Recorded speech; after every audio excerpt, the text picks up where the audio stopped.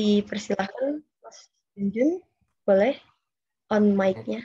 Oke, bisa kedengaran suaranya ya Monica? Bisa ya. Oke, terima kasih. Selamat malam. Assalamualaikum warahmatullahi wabarakatuh.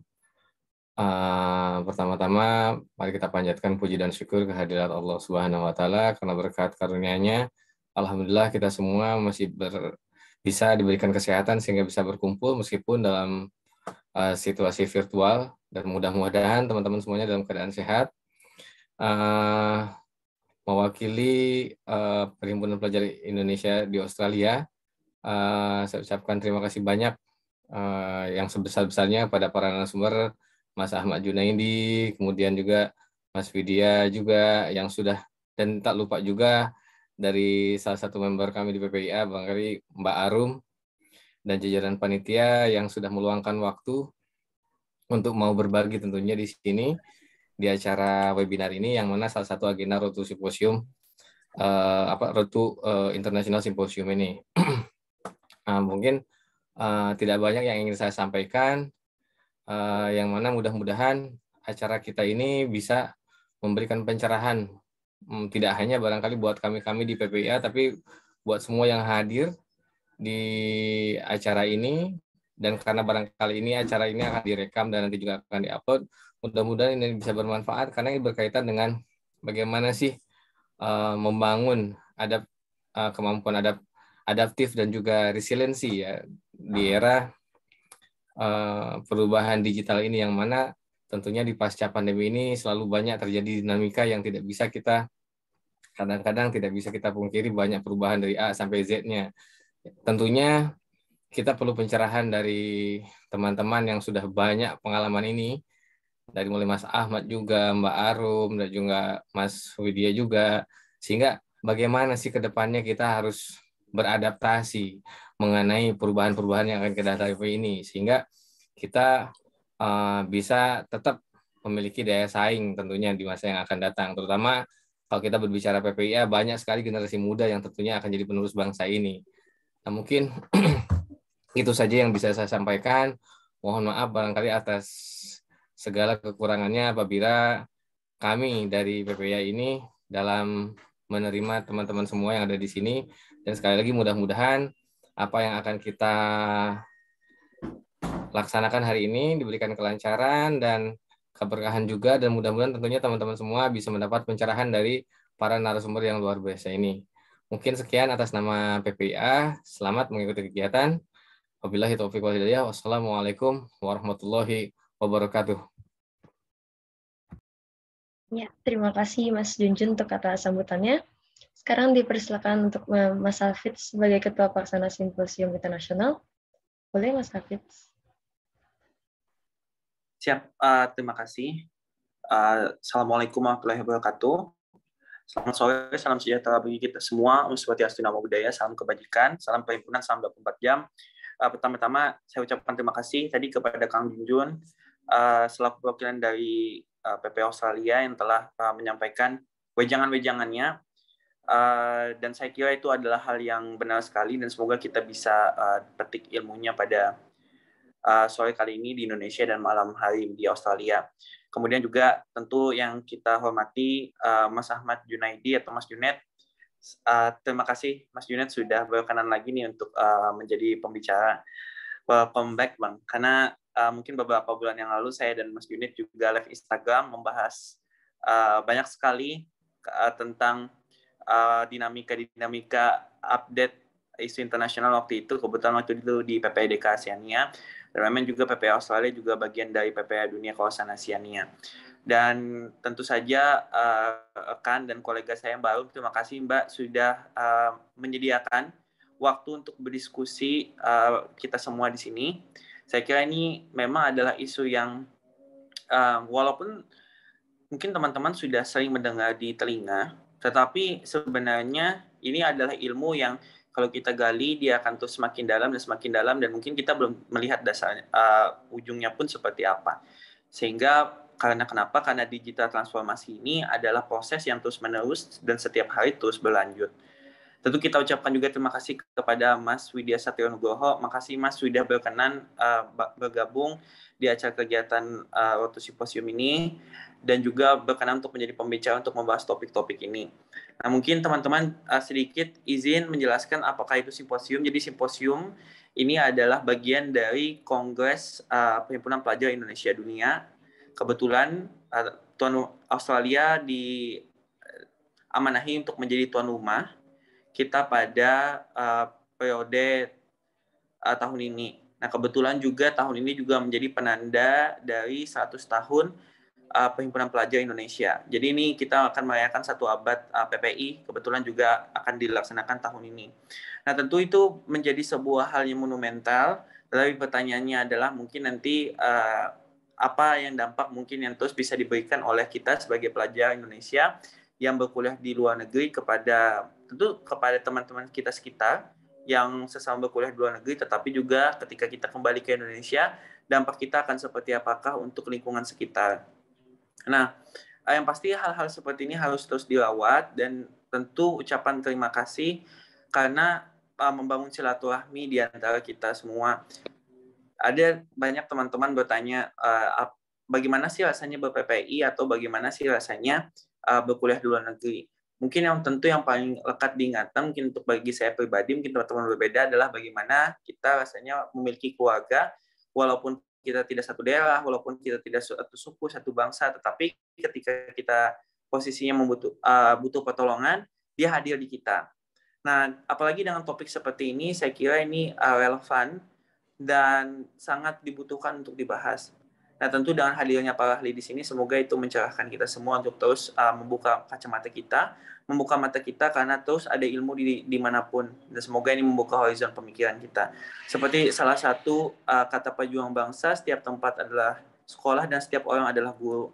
Jadi sekolah kita berpindah ke ruangan Zoom ini dan guru-guru kita adalah pembicara kita pada kali ini. Dan marilah kita buka mata kita dengan seluas mungkin, dengarkan dan sebaik mungkin, dan marilah menjadi gelas kosong untuk mendengarkan apa yang akan disampaikan oleh para pembicara. Mungkin begitu. Terima kasih. Silakan selamat berdiskusi. Anda berdiskusi bukan mencari siapa yang benar, tapi apa yang benar. Terima kasih. Assalamualaikum warahmatullahi wabarakatuh. Salam Perhimpunan, salam 24 jam. Ya, terima kasih Mas Hafidz untuk kata sambutannya. Jadi kita bisa langsung masuk ke sesi utama acara hari ini ya, mungkin tidak perlu tunda-tunda lagi, silahkan Mas Fatan untuk memulai. Terima kasih Monica, terima kasih juga kepada Kang Junjun dan juga Mas Hafiz yang telah bersedia untuk membuka webinar online ini. Perkenalkan, nama saya Fathan, saya dari Departemen Community Welfare, dan saya akan menjadi moderator pada hari ini. Jadi hari ini kita akan memiliki 3 materi. Materi pertama adalah mengenai masalah, tantangan, dan peluang dalam menghadapi perubahan pasca pandemi di era digital yang akan disampaikan oleh Bang Ahmad Junaidi. Kemudian materi kedua yaitu mengenai pentingnya adaptabilitas karir dan cara menumbuhkannya dalam konteks era digital yang akan dibicarakan oleh Mas Widya Satrio Nugroho. Kemudian materi ketiga adalah mengenai peningkatan resiliensi serta kapasitas personal melalui layanan berbasis digital yang akan dibawakan oleh Mbak Ratih Arom Listiandini. Karena itu, tanpa panjang lebar lagi, mungkin saya akan langsung memberikan paparan kepada pembicara pertama, yaitu Bang Ahmad Junaidi. Bang Ahmad Junaidi, halo Bang. Siap. Gimana kabarnya Bang? Baik? Sehat. Semoga semuanya juga sehat-sehat ya. Sehat semua. Oh, by the way Bang, aku panggilnya gimana Bang? Bang Junet apa? Ya pas banget, Bang Junet, biasa di kampus juga. Kadang ada yang Pak, ada yang Bang, jadi mana aja boleh. Oke. Kalau gitu aku mau tanya-tanya soal personal Bang Junet dulu sedikit. Bang Junet itu dosen di Universitas Mataram ya? Yap, di Pendidikan Bahasa Inggris FKIP Keguruan. Halo Bang, bisa dengar? Yap, kedengeran kan? Iya Bang.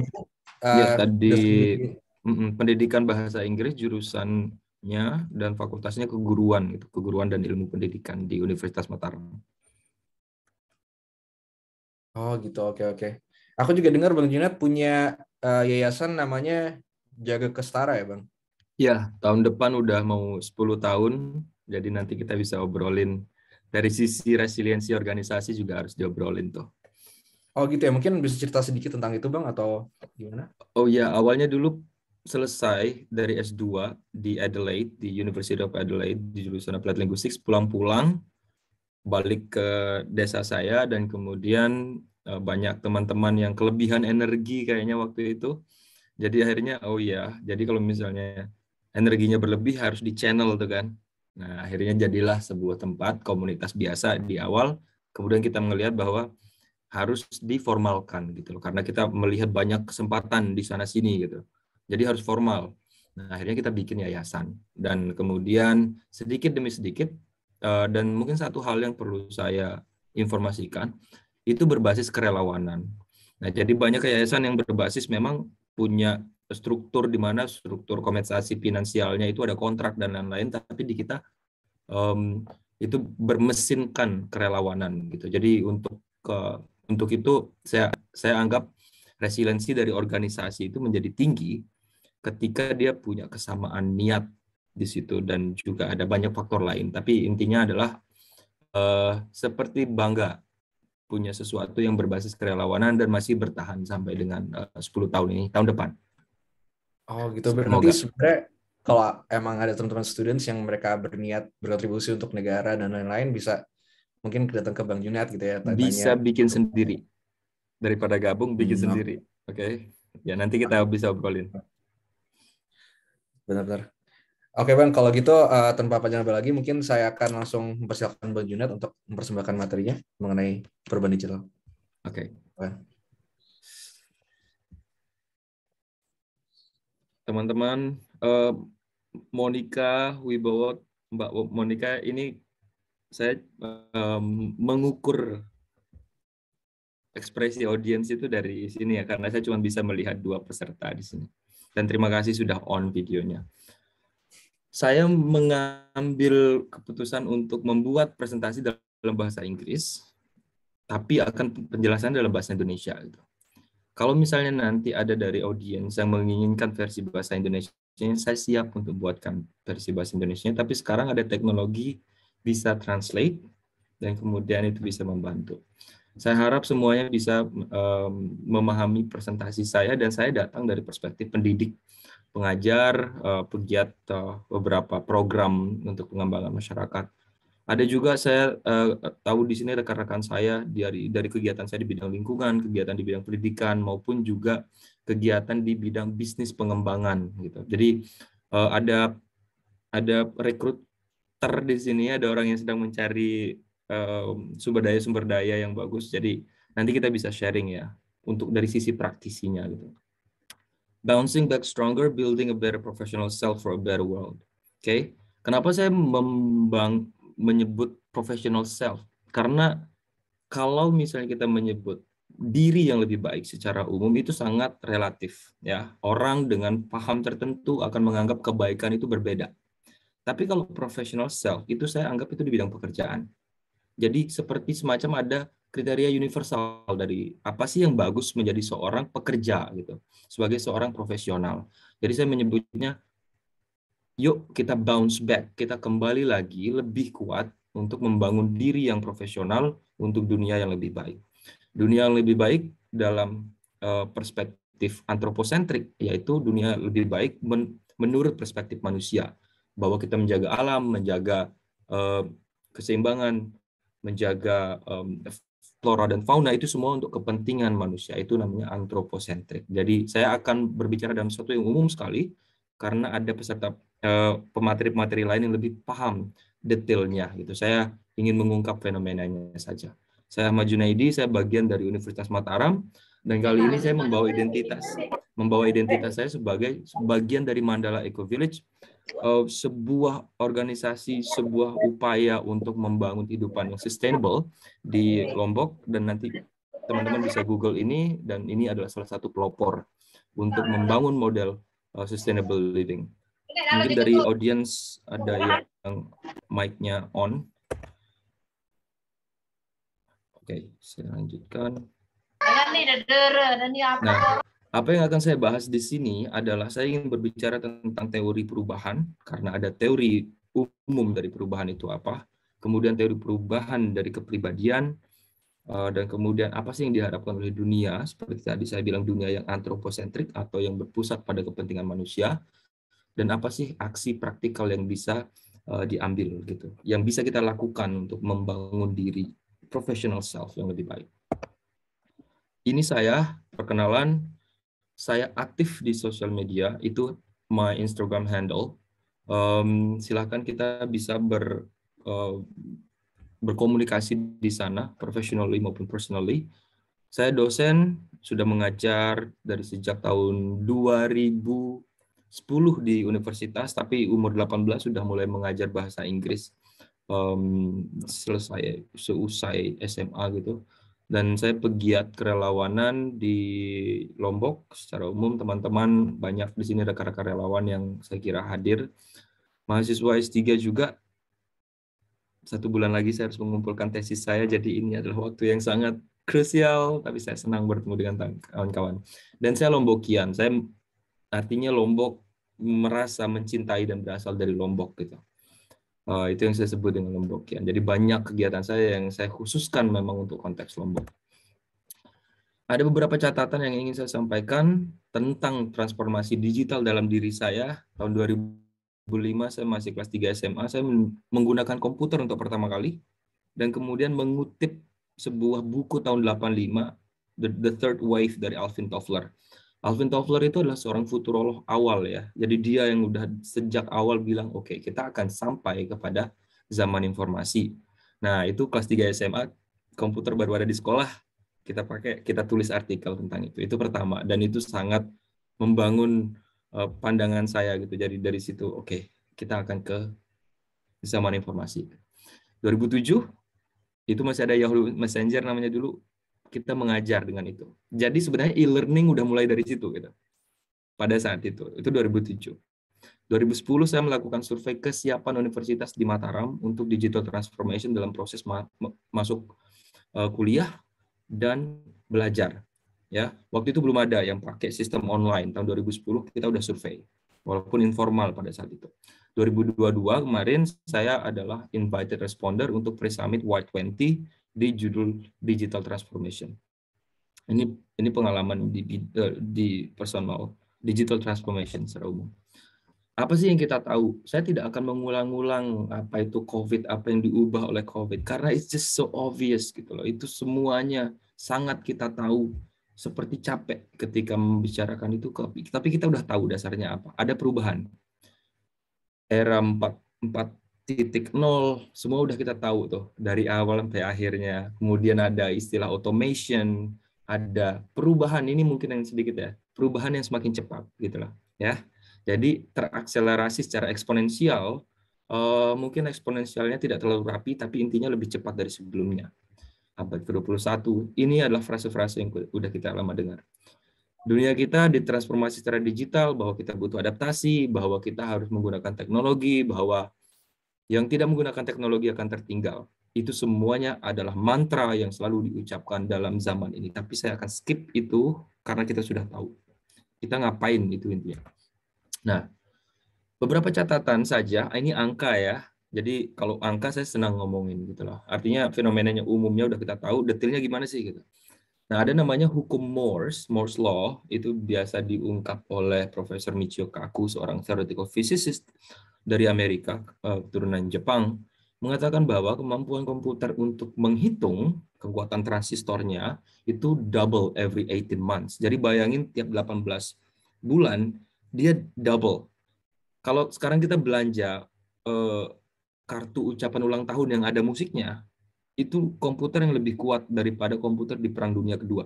Jadi bayangin, itu lebih bagus daripada komputer pada saat itu. Oke, kekuatan transistor. Jadi seperti itu.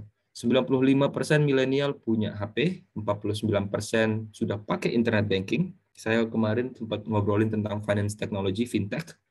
Jadi ini datanya. Sebenarnya aksesnya udah bagus, 76%.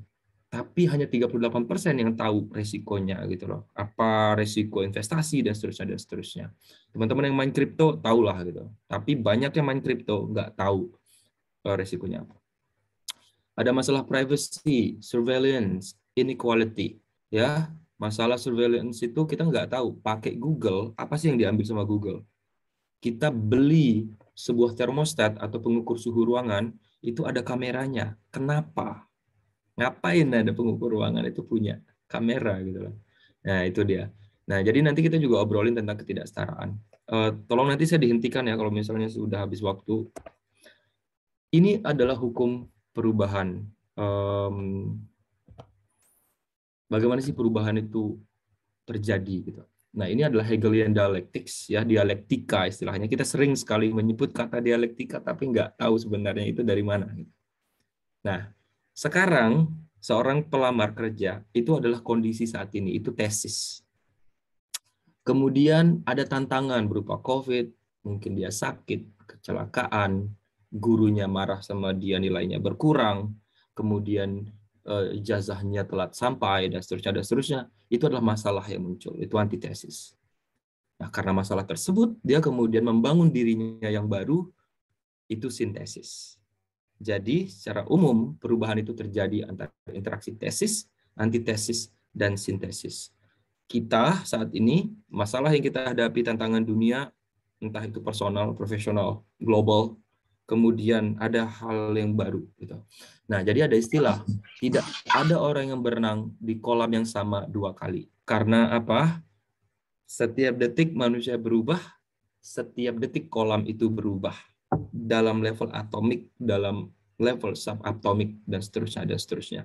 Jadi, nobody swims in the same pond twice. Gitu. Everything changes constantly. The only constant is change. Nah, itu hukum perubahan secara umum. Dan kita udah tahu ini dari sejak abad 17, bahkan dari 400 sebelum Masehi, Aristotle, Plato itu sudah ngomongin itu. Nah, sedikit tentang personality. Banyak kawan-kawan psikolog di sini, saya cuman psikolog populer, pembaca psikologi, pop psychology. Pendengar setia dari beberapa orang seperti misalnya Jordan Peterson dan banyak psikolog-psikolog lain di YouTube. Gimana sih? Bisa enggak kita mengubah Ocean? Ocean itu adalah big 5 personality type. Tipe personality ada 5. Ya. Artinya dimensinya gitu. Ada openness, keterbukaan, conscientiousness, kedisiplinan. Saya terjemahkan sendiri karena ternyata dari artikel bahasa Indonesianya tidak banyak terjemahnya. Extraversion, ini keluasan atau apakah energi kita dapat dari extrovert dan introvert biasanya. Agreeableness, ya, kepedulian dan kesetujuan, dan neuroticism, sensitivitas. Ini yang dilihat sama perekrut. Jadi kalau teman-teman mau lamar kerja, dan kemudian kerjanya itu serius, nanti ada tes ininya. Biasanya kalau misalnya mereka ngelihat openness-nya gimana, neuroticism-nya gimana, agreeableness-nya gimana gitu. Kita akan bahas. Oke. Sekarang kita ambil di sini lalu Fauzan misalnya. Dia openness-nya itu segimana sih kita? Imajinasinya gimana? Keterbukaannya dia terhadap pengalaman tuh gimana? Karena ada orang yang misalnya ditantang, yuk kerja kemana? Ke Sumatera. Tapi kemudian dia tidak berani ke Sumatera karena tidak siap dengan perubahan itu. Nah, berarti low, dia rendah di openness. Ya. Nah, beranikah kamu mengejar kesempatan keluar kota atau bahkan keluar negeri? Saya pernah kerja di sebuah strawberry farm, ladang strawberry. Saya temukan di sana teman-teman dari Bali. Banyak. Dia datang secara ilegal. Tapi duitnya 1 juta per hari, 1.500.000 per hari panen strawberry. Dia berani, openness-nya tinggi. Ya. Nah, jadi kreatif, orang yang tinggi openness-nya kreatif, dan seterusnya. Oke, ini bisa dibaca, nanti saya akan share slide-nya supaya saya tidak menghabiskan waktu membahas satu slide. Conscientiousness. Ini adalah sesuatu yang kita sebut dengan kedisiplinan lah. Thoughtful. Kalau misalnya ada wawancara, dia bisa persiapan sampai 2 hari untuk wawancara. Besok mau lamar beasiswa, dia benar-benar belajar, dia bikin jadwalnya, susun semuanya 30 hari udah lengkap tuh kapan saya belajar dan seterusnya dan seterusnya. Kemudian dia commit up dengan niatnya. Kemudian detail pekerjaannya. Kalau dia rendah di conscientiousness, dia tidak menyukai jadwal, dia sangat messy dan unorganized, sangat tidak terorganisir hidupnya dan selalu menunda-nunda. Oke. Berapa lama persiapan yang kamu lakukan untuk wawancara itu biasanya adalah pertanyaan yang cocok ditanya untuk mengukur conscientiousness. Extroversion ini masalah energi kita dapat dari mana gitu. Ada orang yang tidak bisa nggak ketemu orang, dia selalu mencari keramaian. Saya suka keramaian, tapi kalau misalnya banyak saya deg-degan gitu lah. Kalau misalnya berkumpul dengan 1-2 orang, oke, sangat itu surga. Nah, itu mungkin introvert, extrovert kita bisa lihat seperti itu. Ya, apakah jantungmu berdegup kencang ketika melihat orang banyak? Nah, ini extroversion. Nanti kita lihat hubungannya dengan pekerjaan. Agreeableness, ini kepedulian, bisa kerja bareng nggak gitu. Ya, kalau tugas belum selesai, seberapa siap Anda membantu teman yang sama sekali belum? Ya, nah ini penting nggak nih? Biasanya kalau pekerjaan, ada beberapa jenis pekerjaan, orang yang tinggi agreeableness-nya, itu dia peduli sama rekan kerjanya. Kalau yang nggak tinggi agreeableness-nya, ya terserah habis-habis lah. Kalau misalnya tugasmu belum selesai, itu urusan kau. Gitu. Neuroticism, ini masalah sensitif apa enggak? Cepat stres. Kalau tinggi neuroticism-nya, dikit-dikit dimarahin sama bos, langsung sedih. Kalau ada yang misalnya rendah neuroticism-nya, dia dimarahin, malah tambah semangat gitu lah, tantangan gitu. Relax, santai, emotionally stable. Ya. Alright, kita lihat dulu. Yang mana sih dimensi kepribadian ini yang menunjukkan nanti kesuksesan kita di tempat kerja? Ingat, saya nggak ngomongin kebahagiaan di tempat kerja. Saya bilang performance. Nah, kalau tinggi consciousness-nya itu berarti disiplinnya tinggi. Itu best predictor for job performance. Artinya orang yang tinggi kedisiplinannya, tinggi komitmennya, bisa detail, bisa mengorganisir hidupnya dengan baik, jadwal dan lain-lain, itu biasanya dia akan tinggi kesempatan untuk dipekerjakan. Gitu. Karena conscientiousness itu adalah prediktor terbesar dari hampir semua jenis pekerjaan. Yang lain itu tergantung pekerjaan. Misalnya, untuk orang yang extrovert, mungkin dia cocoknya di sales, marketing. Nggak bisa orang introvert pergi jualan. Gitu. Kecuali dia tidak membutuhkan interaksi langsung. Nah, bagaimana dengan kepedulian? Kepedulian malah orang yang sangat egoistik yang bisa lebih berhasil ketika kerja. Gitu. Di beberapa jenis pekerjaan tertentu, karena dia harus fokus sama target pribadinya. Nah, itu agreeableness dan seterusnya dan seterusnya. Oke. Nah, jadi kalau bagaimana kalau misalnya tinggi sekali sensitivitas, biasanya dia tidak bagus performance-nya ya. Artinya sedikit saja dimarahin besoknya udah mau resign misalnya. Oke. Jadi, kuncinya adalah harus tinggi dalam ketelitian dan kedisiplinan atau conscientiousness, tapi harus rendah neuroticism-nya. Itu adalah kunci untuk rata-rata semua jenis pekerjaan. Oke, teman-teman, saya mau teman-teman ini kita lihat yang di bagian ini. Ini adalah sesuatu yang saya buat sendiri untuk merumuskan bagaimana sih interaksi sebenarnya antara elemen-elemen yang kita butuhkan dalam membangun diri gitu. Oke, kita lihat sekarang di sini. Wait, saya harus pindahkan posisi. Nah, ini elemen dari self growth. Saya coba susun ini. Nanti kalau misalnya ada yang mau mengutip silahkan, tapi saya belum publish. Dan saya tidak berhak mempublish ini karena saya bukan ahli dari psikologi pekerjaan. Tapi ini interpretasi saya. Coba kita lihat ya, siapa tahu nyambung gitu loh dengan pengalaman teman-teman. Anggap you ini adalah kita semua. Kemudian kita ukur personality kita gimana, kita lahir dari keluarga yang seperti apa, kemudian kita lihat berapa banyak duit yang kita punya sekarang, ada duit buat beli map nggak, ada duit buat tes IELTS nggak, itu kita gitu loh, ya. kesejarahan kita gitu, pandangan kita tentang hidup. Menurut kita misalnya penting nggak sih bekerja gitu? Karena ada orang yang menganggap misalnya duniawi itu tidak penting gitu. Itu elemen you-nya. Wait, I need to. Nah, ini elemen you-nya. Kemudian ada elemen, wait, sebentar. Ada elemen tools and resources. Oke, ini adalah pengetahuan kita. Pengetahuan kita tentang bidang yang ingin kita lamar, pengetahuan kita tentang dunia itu seperti apa, CV kita bagaimana, sumber daya kita untuk transportasi seperti apa gitu. Kemudian bahkan fisik itu bisa termasuk tools dan resources. Karena misalnya mau kerja di bank itu eksplisit mengatakan berpenampilan menarik gitu. Ya, tools dan resources itu masuk di sana. Oke. Jadi udah ada dua nih, elemen sejarah kita, kemudian elemen sumber daya kita. Kemudian kita punya elemen sosial.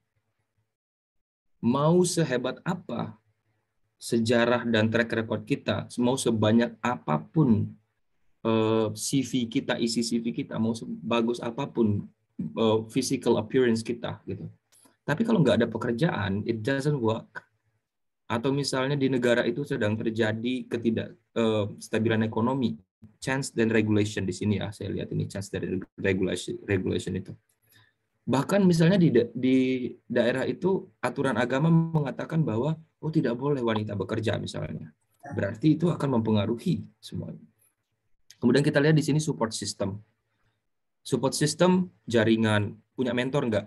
Punya teman-teman yang suportif nggak? Dikit-dikit mau lamar kerja ternyata diajakin temannya main, nggak jadi. Kemudian ada keluarga yang tidak mendukung, pasangan yang tidak mendukung, nggak punya role model dan seterusnya. Nah, kemudian di sisi corporation itu hubungan antara kita dengan mentor kita baik apa enggak, hubungan antara keluarga yang support kita baik apa enggak dan seterusnya. Kemudian yang paling penting sebenarnya goal di situ, motif.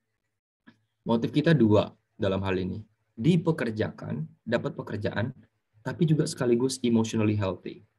Karena it is not possible mau kerja tapi nangis setiap hari. I think that's not the ideal situation. Gitu. Nah, jadi teman-teman, saya mau ini jadi alat kita untuk melihat, untuk mengukur. Sekarang seperti ini misalnya, Latif Akbar misalnya di sini. Dia punya banyak resources. Tapi ternyata dia tidak punya role model yang bisa dia lihat, oke, saya mau menjadi dia, gitu loh.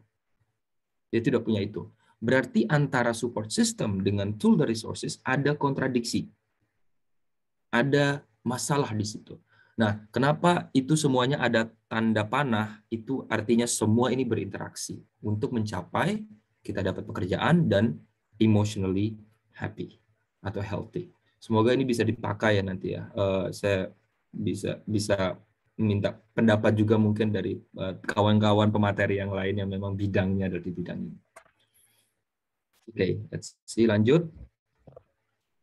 Pertanyaannya gimana gitu? Gimana sih kalau misalnya kita terlahir dengan kekurangan, kalau nggak punya warisan, privilege istilahnya kan? Ya, gimana nih gitu?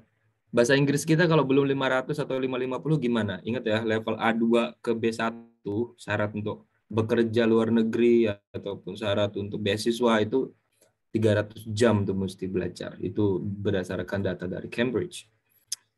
Bagaimana jika misalnya 100% hebat tapi nggak ada lowongan pekerjaan? Jadi grand question-nya itu. Oke, ini adalah yang dicari di LinkedIn, teman-teman. Most wanted talents di LinkedIn sekarang itu adalah e-commerce, health and well-being workers. Maklum ya, COVID. Ini data COVID, ya, sales dan business development. Jadi lihat di sini, ekonomi digital, intinya di situ. Tapi ternyata pekerjaan itu tidak hanya ada di situ, gitu. Ya, digital marketing experts, guru. Ingat, guru itu adalah salah satu yang paling dicari pada saat ini. Data scientist itu bisa di bidang apa aja. Artinya kita bisa tahu datanya apa dan kemudian membuat public policy itu dari situ. Artificial intelligence expert Gimana nanti suatu saat kita akan benar-benar tergantikankah kita sama artificial intelligence? Itu juga pertanyaan. Search engine optimization specialist ya, SEO biasanya banyak yang dicari. Business data analyst ini yang banyak dicari juga, because people walaupun misalnya punya capital atau modal untuk usaha, tapi they need people who understand how business works gitu. Nah sekarang ini udah masuk ke praktikalnya. Bagaimana membangun persona diri. Misalnya Mas Fatan punya banyak pencapaian, tapi kalau misalnya nggak punya CV yang bagus, I'm sorry. Anda adalah CV Anda gitu loh. Itu aja jadi prinsipnya. Kalau CV-nya menarik, of course. Mungkin ada catatan-catatan dulu misalnya gini. Menjadi anggota misalnya Mapala ya di kampus. Kalau dalam bahasa Inggris, Mapala itu diterjemahkan natural lover misalnya. Nggak ada yang paham. Kalau kita bilang misalnya the Student Club of Environmental Conservation misalnya, baru orang bisa paham. Kalau natural lover, apaan natural lover gitu? Nature lover itu nggak ada orang paham. Jadi build CV-nya dengan standar internasional. Nanti ada coaching ya dari habis ini ya, katanya ada coaching. Kita bisa coaching CV kalau misalnya mau diliatin CV-nya udah standar global nggak gitu. Bikin akun LinkedIn, walaupun masih sedikit pencapaiannya, silahkan dibikin. Nanti bisa belajar dari CV-CV LinkedIn yang lain. Dan jangan malu minta rekomendasi. Ya, misalnya kalau misalnya saya tahu bahwa Pak Ibnu Rais misalnya adalah teman baik saya, dan saya pernah bekerja dengan dia, saya minta tolong dong rekomendasiin saya sejujur-jujurnya gitu. Tapi kalau jujur amat juga kayaknya nggak bisa, harus ada sedikit ya, make it nice gitu. Social media account juga bikin. Kemudian foster a community. Salah satu alasan kenapa Homo sapiens menjadi penguasa peradaban adalah karena mereka bisa bekerja sama dalam jumlah besar.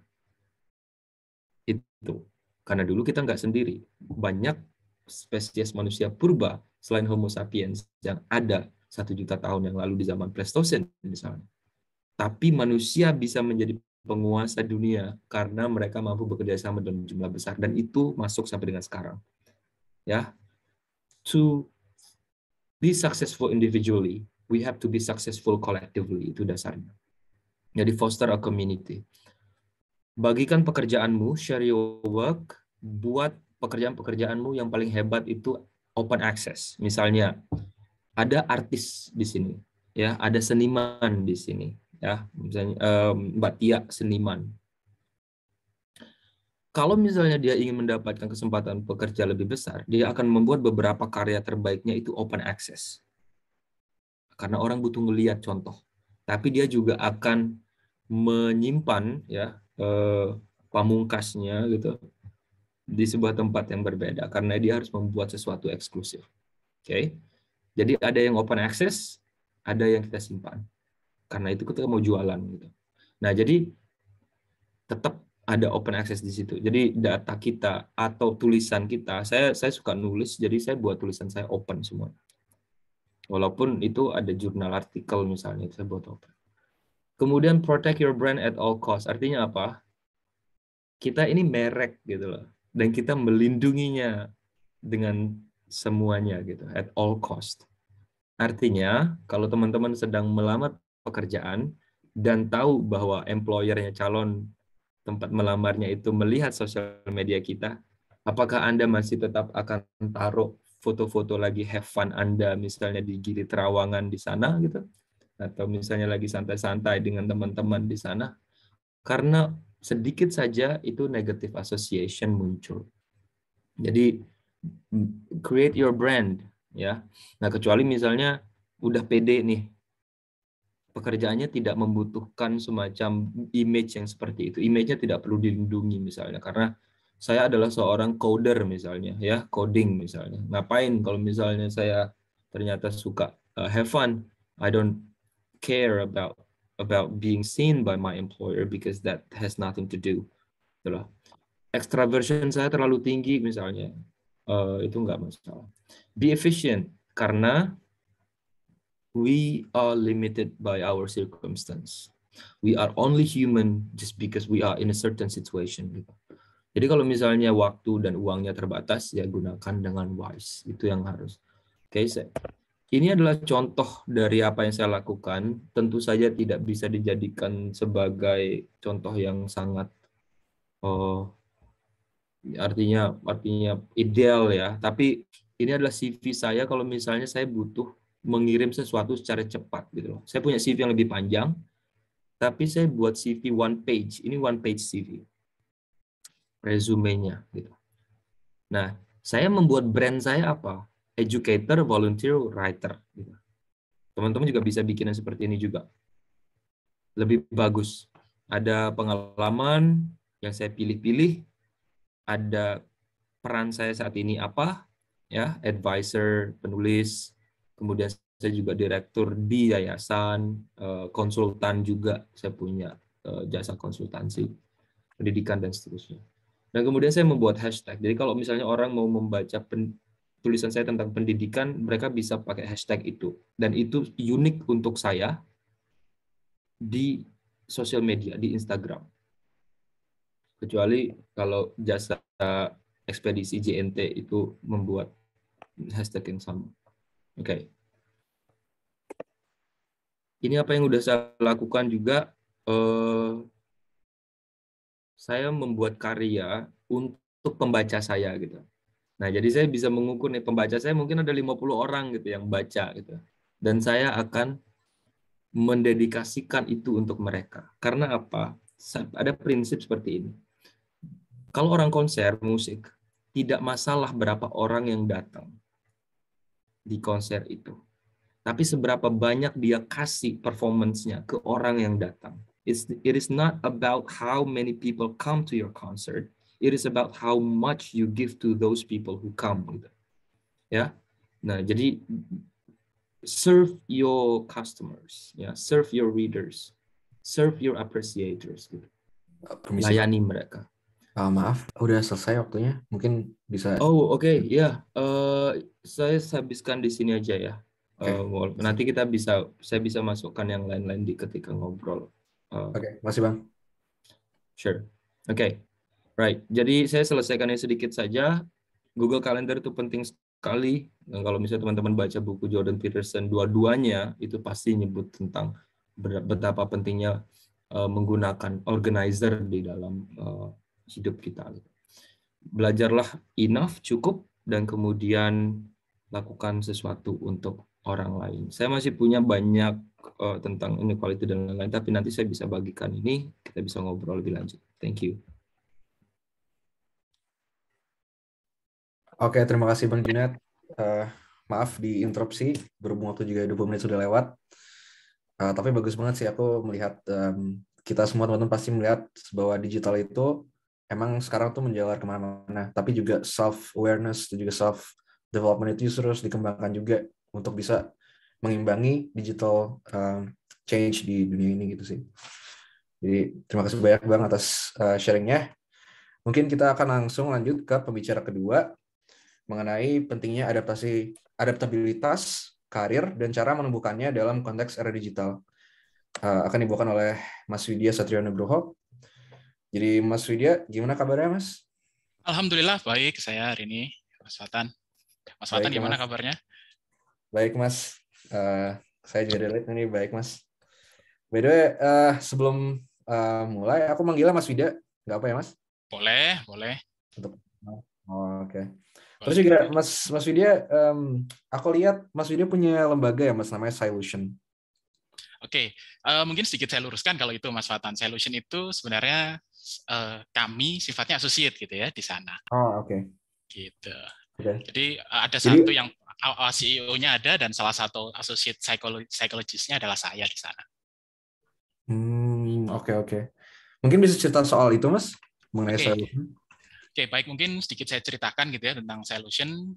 Memang Solution ini visinya gitu ya, kalau kami pertama kali gabung adalah visinya adalah memasyarakatkan gitu ya, menjangkau masyarakat yang lebih luas dalam akses untuk memberikan edukasi ataupun layanan psikologi. Gitu ya. Jadi memang majornya atau utamanya layanan dari Solution adalah konseling yang memang base online gitu ya. Walaupun sekarang sih sepertinya di Jakarta sudah mulai banyak associate yang terima secara offline gitu. Oke. Terus juga aku lihat-lihat portfolionya Mas Widya tuh punya banyak pengalaman ya dalam assessment dan pelatihan SDM. Mungkin bisa share tentang itu, Mas? Oke, ya. Singkat Jadi aja, memang itu. baik. Jadi memang saya saat ini gitu ya, sejak saya selesai untuk pendidikan psikolog saya, memang saya lebih banyak bergerak di bidang assessment, training ataupun di organizational development. Gitu, mulai dari developing vision and mission sampai workload analysis, lalu juga job analysis dan sebagainya. Gitu. Oke deh, Mas. Dipersilakan, Mas, untuk men-share materinya untuk teman-teman semua. Oke, terima kasih Mas Watan. Saya izin nyalakan timer saya dulu. Oke.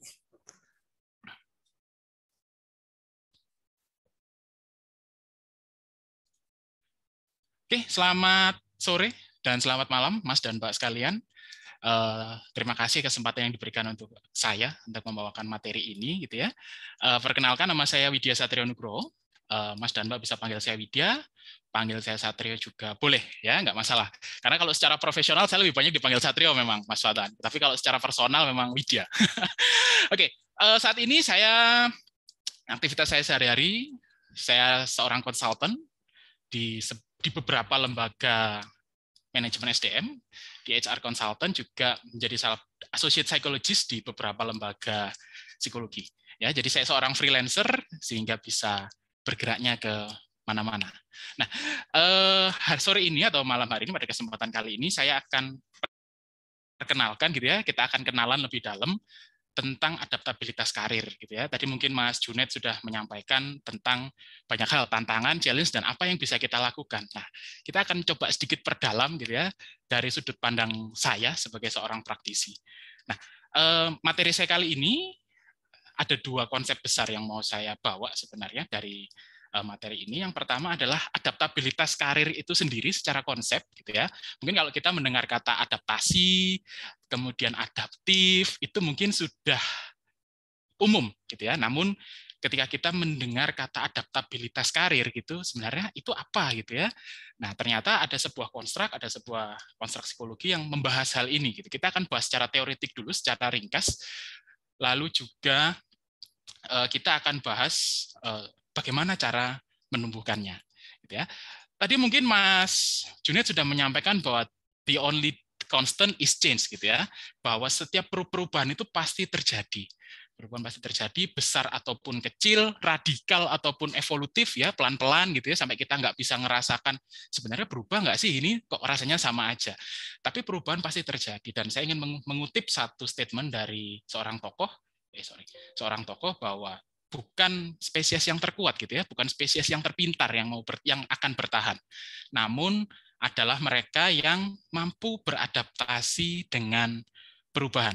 Ya, tadi saya juga sempat quote satu statementnya Mas Junet di presentasi sebelumnya adalah who do not use technology will left behind. Nah, sekarang dengan kondisi perkembangan teknologi yang pesat gitu ya, banyak sekali aspek-aspek kehidupan kerja yang dipengaruhi oleh teknologi, baik secara ya simple ataupun secara radikal. Nah, contohnya tadi, selama ini kita mengenal, ya saya mengenal layanan psikologi adalah offline, tatap muka. Menurut saya di awal ketika ada layanan psikologi online itu adalah sesuatu yang aneh lah. Bagaimana saya bisa mengenali emosi dari klien saya, bagaimana saya bisa mengenali responnya ketika proses konseling secara online hanya melihat layar, kan agak aneh gitu ya.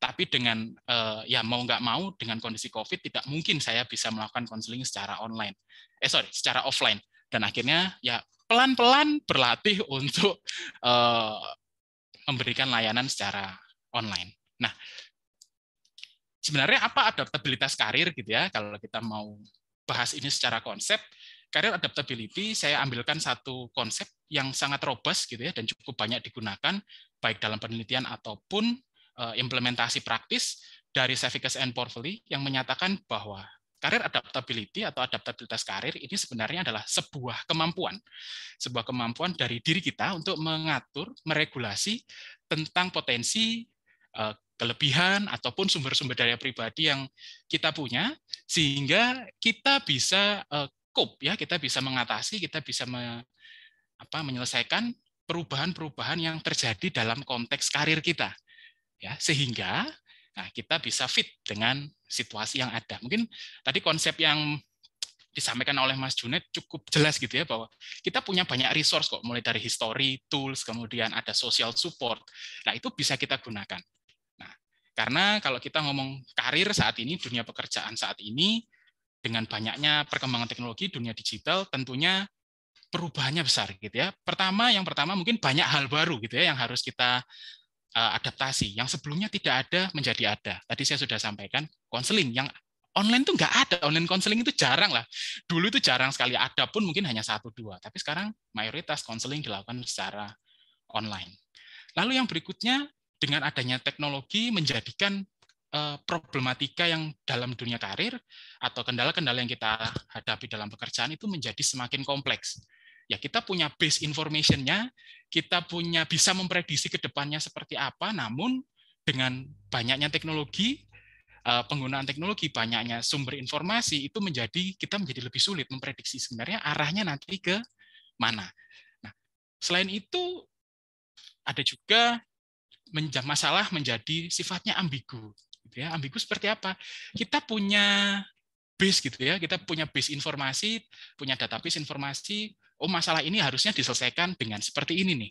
Tapi begitu cara itu kita lakukan, ternyata nggak berhasil. Nah, sebenarnya harus seperti apa?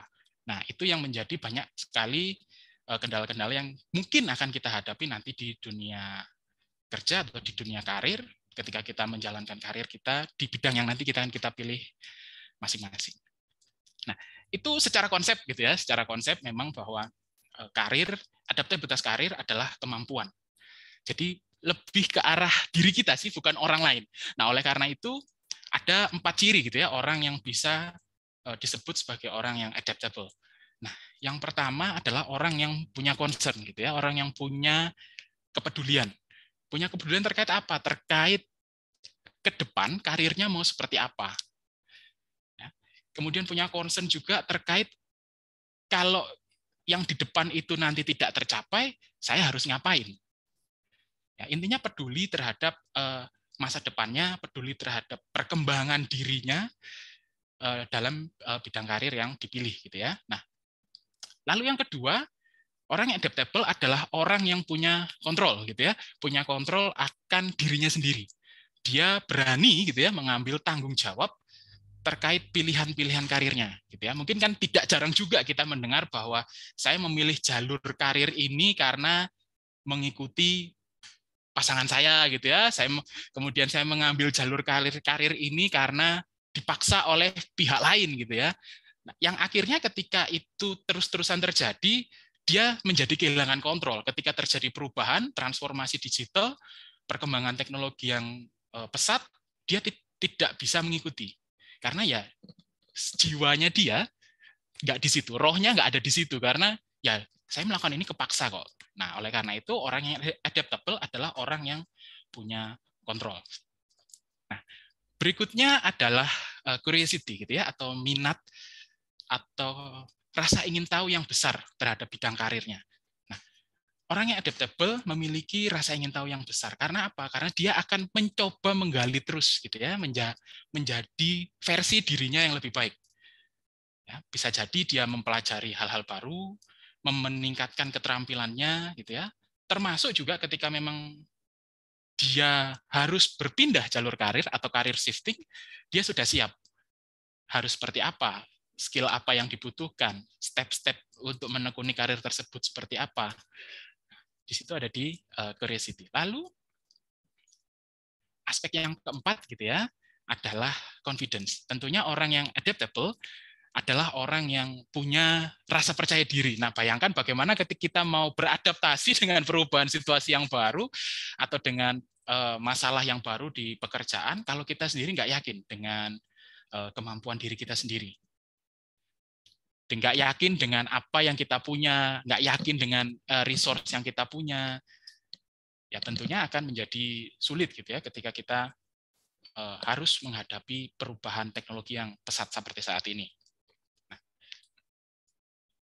lalu manfaatnya apa gitu ya kalau kita punya adaptability, kita bisa beradaptasi dengan perubahan karir gitu ya, atau perubahan aspek-aspek dalam karir kita. Apa yang manfaatnya? Yang pertama, kita bisa punya strategi yang lebih tepat kalau misalkan kita menemukan situasi yang nggak terduga gitu ya. Itu tadi karena kita punya concern, kita punya kepedulian.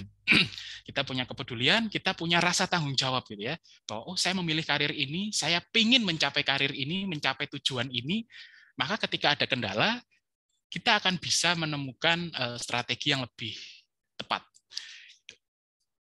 Lalu yang kedua, tadi merespon perubahan. Ya.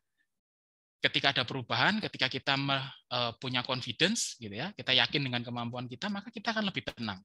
Oh ya, itu menjadi masalah itu menjadi sesuatu yang biasa kok saya temui, gitu ya. Lalu juga saya yakin bahwa saya bisa mengatasi perubahan-perubahan tersebut. Lalu yang berikutnya, nah, dengan adanya career adaptability, kita bisa melihat peluang yang mungkin orang lain nggak lihat gitu ya. Karena apa? Karena kita tadi punya rasa ingin tahu. Kita punya minat yang besar, rasa ingin tahu yang besar untuk karir ini. Jadi kalau sudah kita kepentok gitu ya, mungkin kalau ada istilah dengan satu pintu tertutup, ada pintu lain yang terbuka. Nah, dengan kita memiliki curiosity, tentunya kita bisa mengidentifikasi mana sih pintu yang terbuka. Kayak misalkan contoh kemarin dengan COVID gitu ya, semua pembelajaran atau semua aktivitas harus online, tentunya itu menjadi peluang baru gitu ya untuk mungkin platform-platform pembelajaran secara online. Kemudian dalam konteks kami di ruang lingkup psikologi industri adalah mungkin assessment secara online, lalu kemudian psikotes secara online, lalu training juga secara online. Nah, itu kan menjadi peluang. Bayangkan bila kita tidak punya curiosity, tidak punya kontrol terhadap tanggung jawab, begitu ada COVID, nggak bisa kerja offline, ya sudah, kita di rumah aja gitu. Nah, selanjutnya dengan adaptabilitas karir, tentunya kita bisa memandang diri kita lebih positif, gitu ya. Karena ya, memandang diri kita lebih positif karena kita punya keyakinan bahwa kita mampu, ya. Bayangkan dibandingkan dengan orang yang rendah diri mungkin ya, rasa percaya dirinya masih belum optimal, tentunya ketika menghadapi perubahan dia akan lebih mudah goyang, ya, lebih mudah goyang, stability-nya lebih mudah goyang.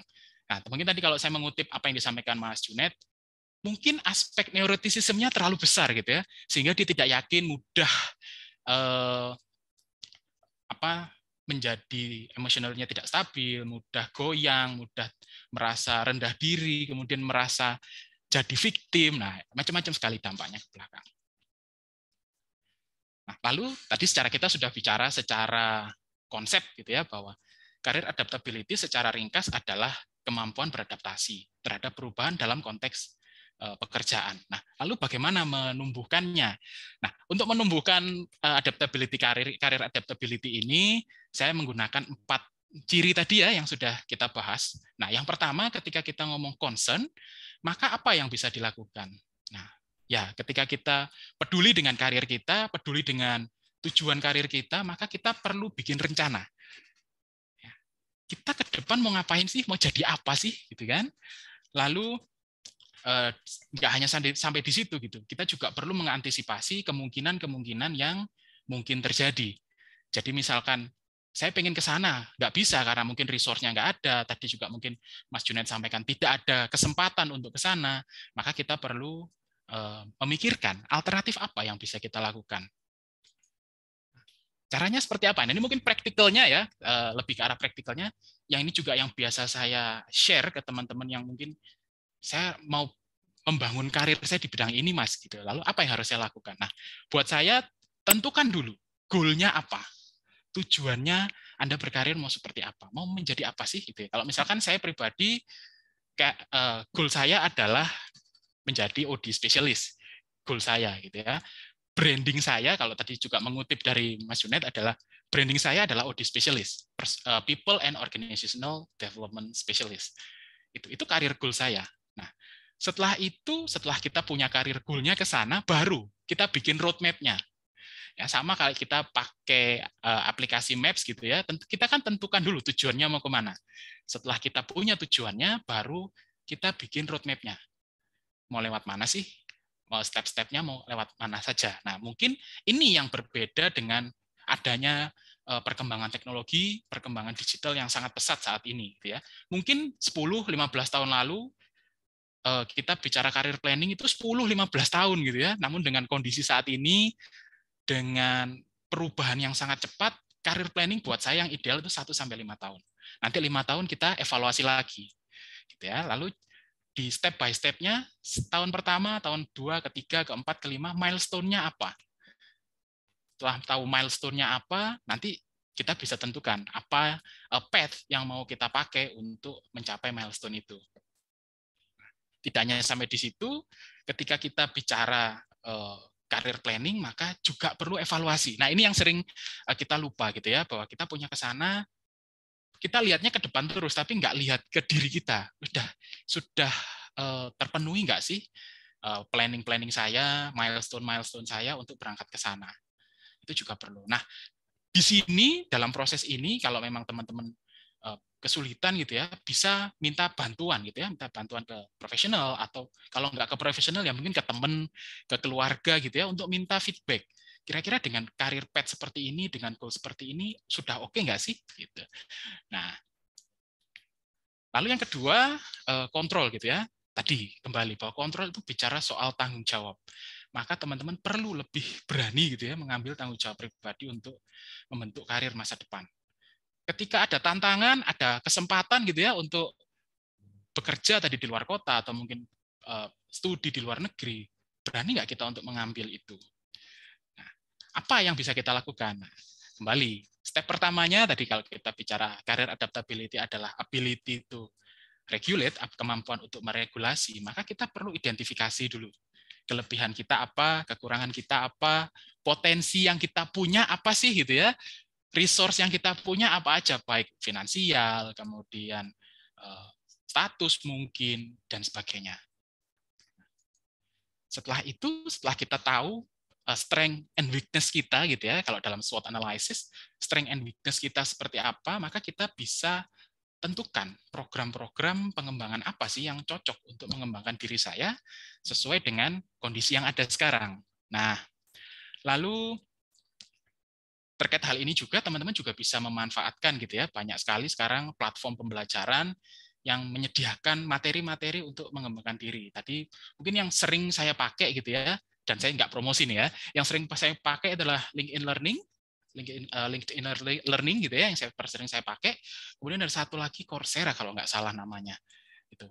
Jadi untuk belajar untuk mengembangkan skill saya.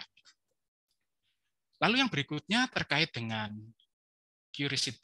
curiosity gitu ya, minat dan ketertarikan kita akan satu bidang, maka kita perlu eksplorasi lebih lanjut terkait kemungkinan dan peluang yang mungkin bisa kita lakukan dalam bidang karir yang ingin kita tekuni.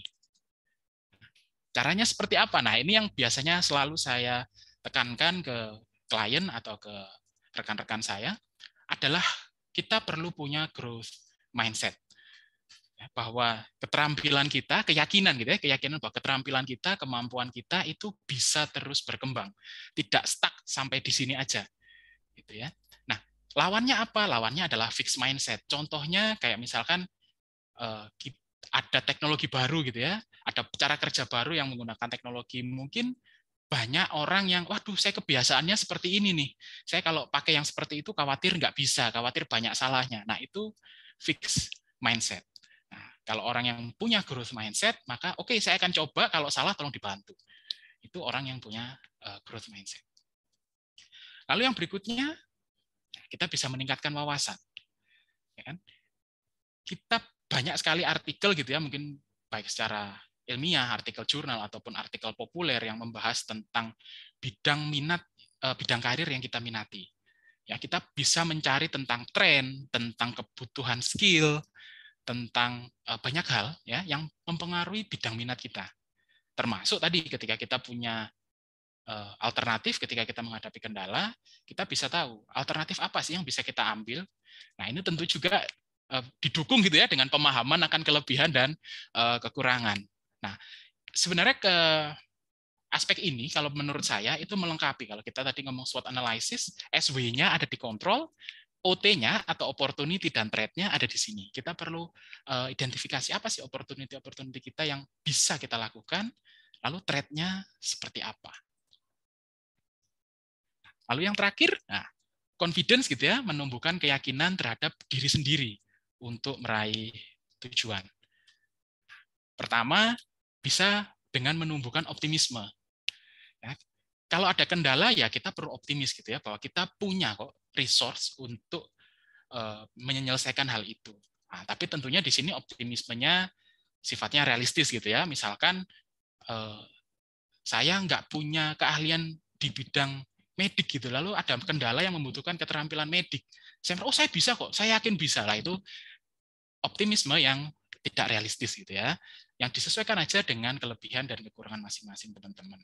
Nah, terakhir apa yang bisa kita lakukan adalah mengembangkan sikap resilience. Nah, simpelnya bagi saya resilience ini adalah daya lenting. Sama kayak kita, misalkan kita melempar bola ke lantai gitu ya, tentu dia akan mantul ke atas.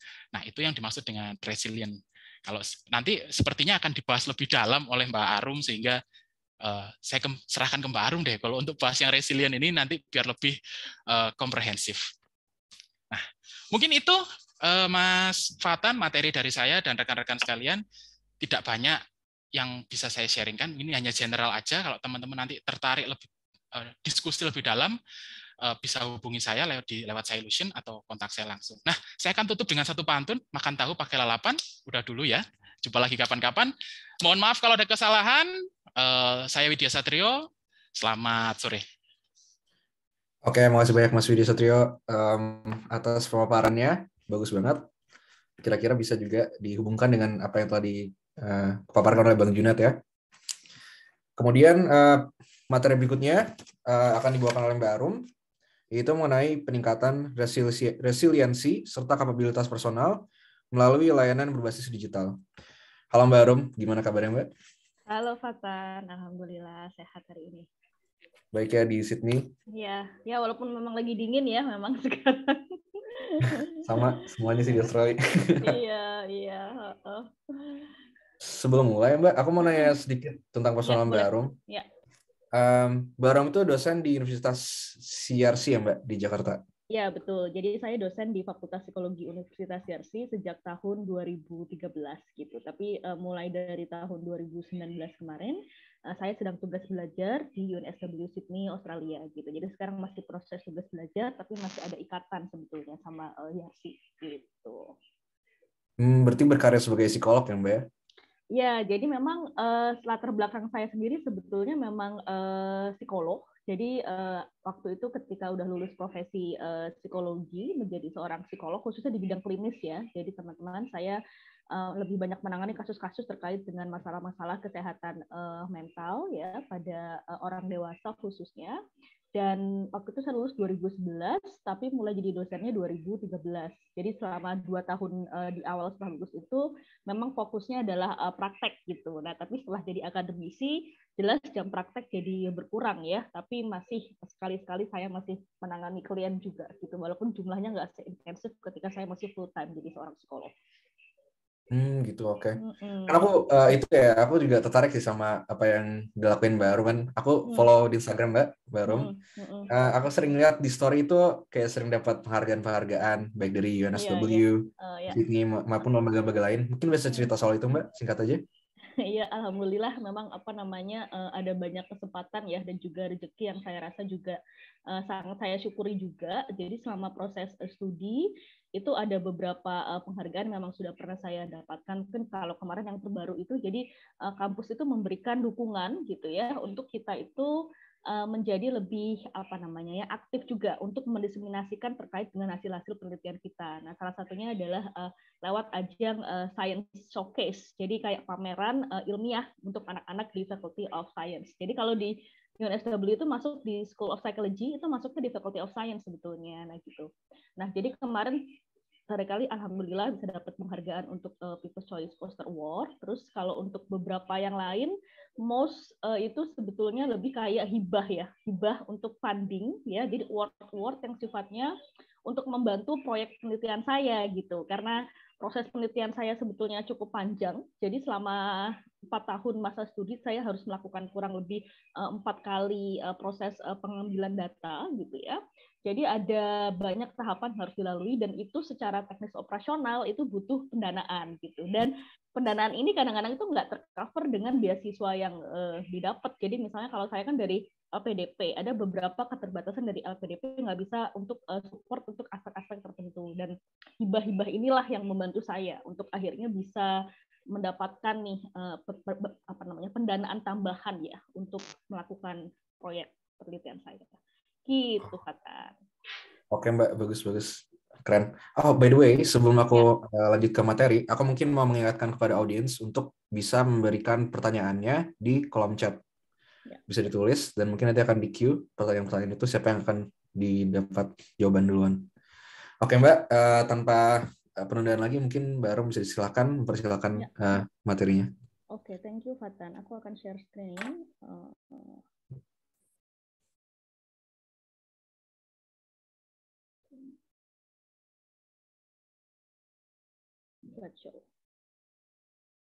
Oke, ya selamat malam waktu Australia untuk teman-teman yang ada di sini dan mungkin sudah menjelang malam ya kalau di Indonesia juga.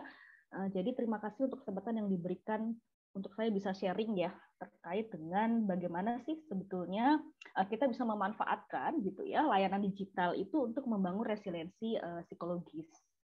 Gitu. Nah, ini sedikit perkenalan. Jadi teman-teman boleh panggil saya Rati, boleh panggil Arum, nggak masalah gitu ya. Ada yang manggil saya Mbak Rati, ada yang manggil saya Mbak Arum, ada yang manggil saya Kak Rati, Kak Arum. Nggak masalah karena itu adalah dua nama panggilan yang familiar juga buat saya. Jadi saya menyelesaikan S1 psikologi dan S2 profesi di bidang klinis itu di Universitas Indonesia gitu. Dan sejak tahun 2019 saya sedang menjalani studi sebagai kandidat doktor di bidang psikologi yang didanai oleh LPDP gitu. Aktivitas saat ini selain menjadi mahasiswa ya, itu saya juga ikut banyak berbagai kegiatan komunitas ya, ada beberapa aktivitas voluntary yang saya lakukan, kerelawanan gitu ya. Lalu sekali-sekali saya juga masih praktek, tapi memang jumlahnya sudah sangat sedikit sekarang karena memang sengaja saya batasi karena biar lebih banyak fokus studi gitu. Dan kebetulan di sini alhamdulillah saya bisa tinggal bersama dengan suami dan anak saya gitu. Jadi aktivitas sehari-hari selama di Sydney juga jelas adalah mengurus keluarga.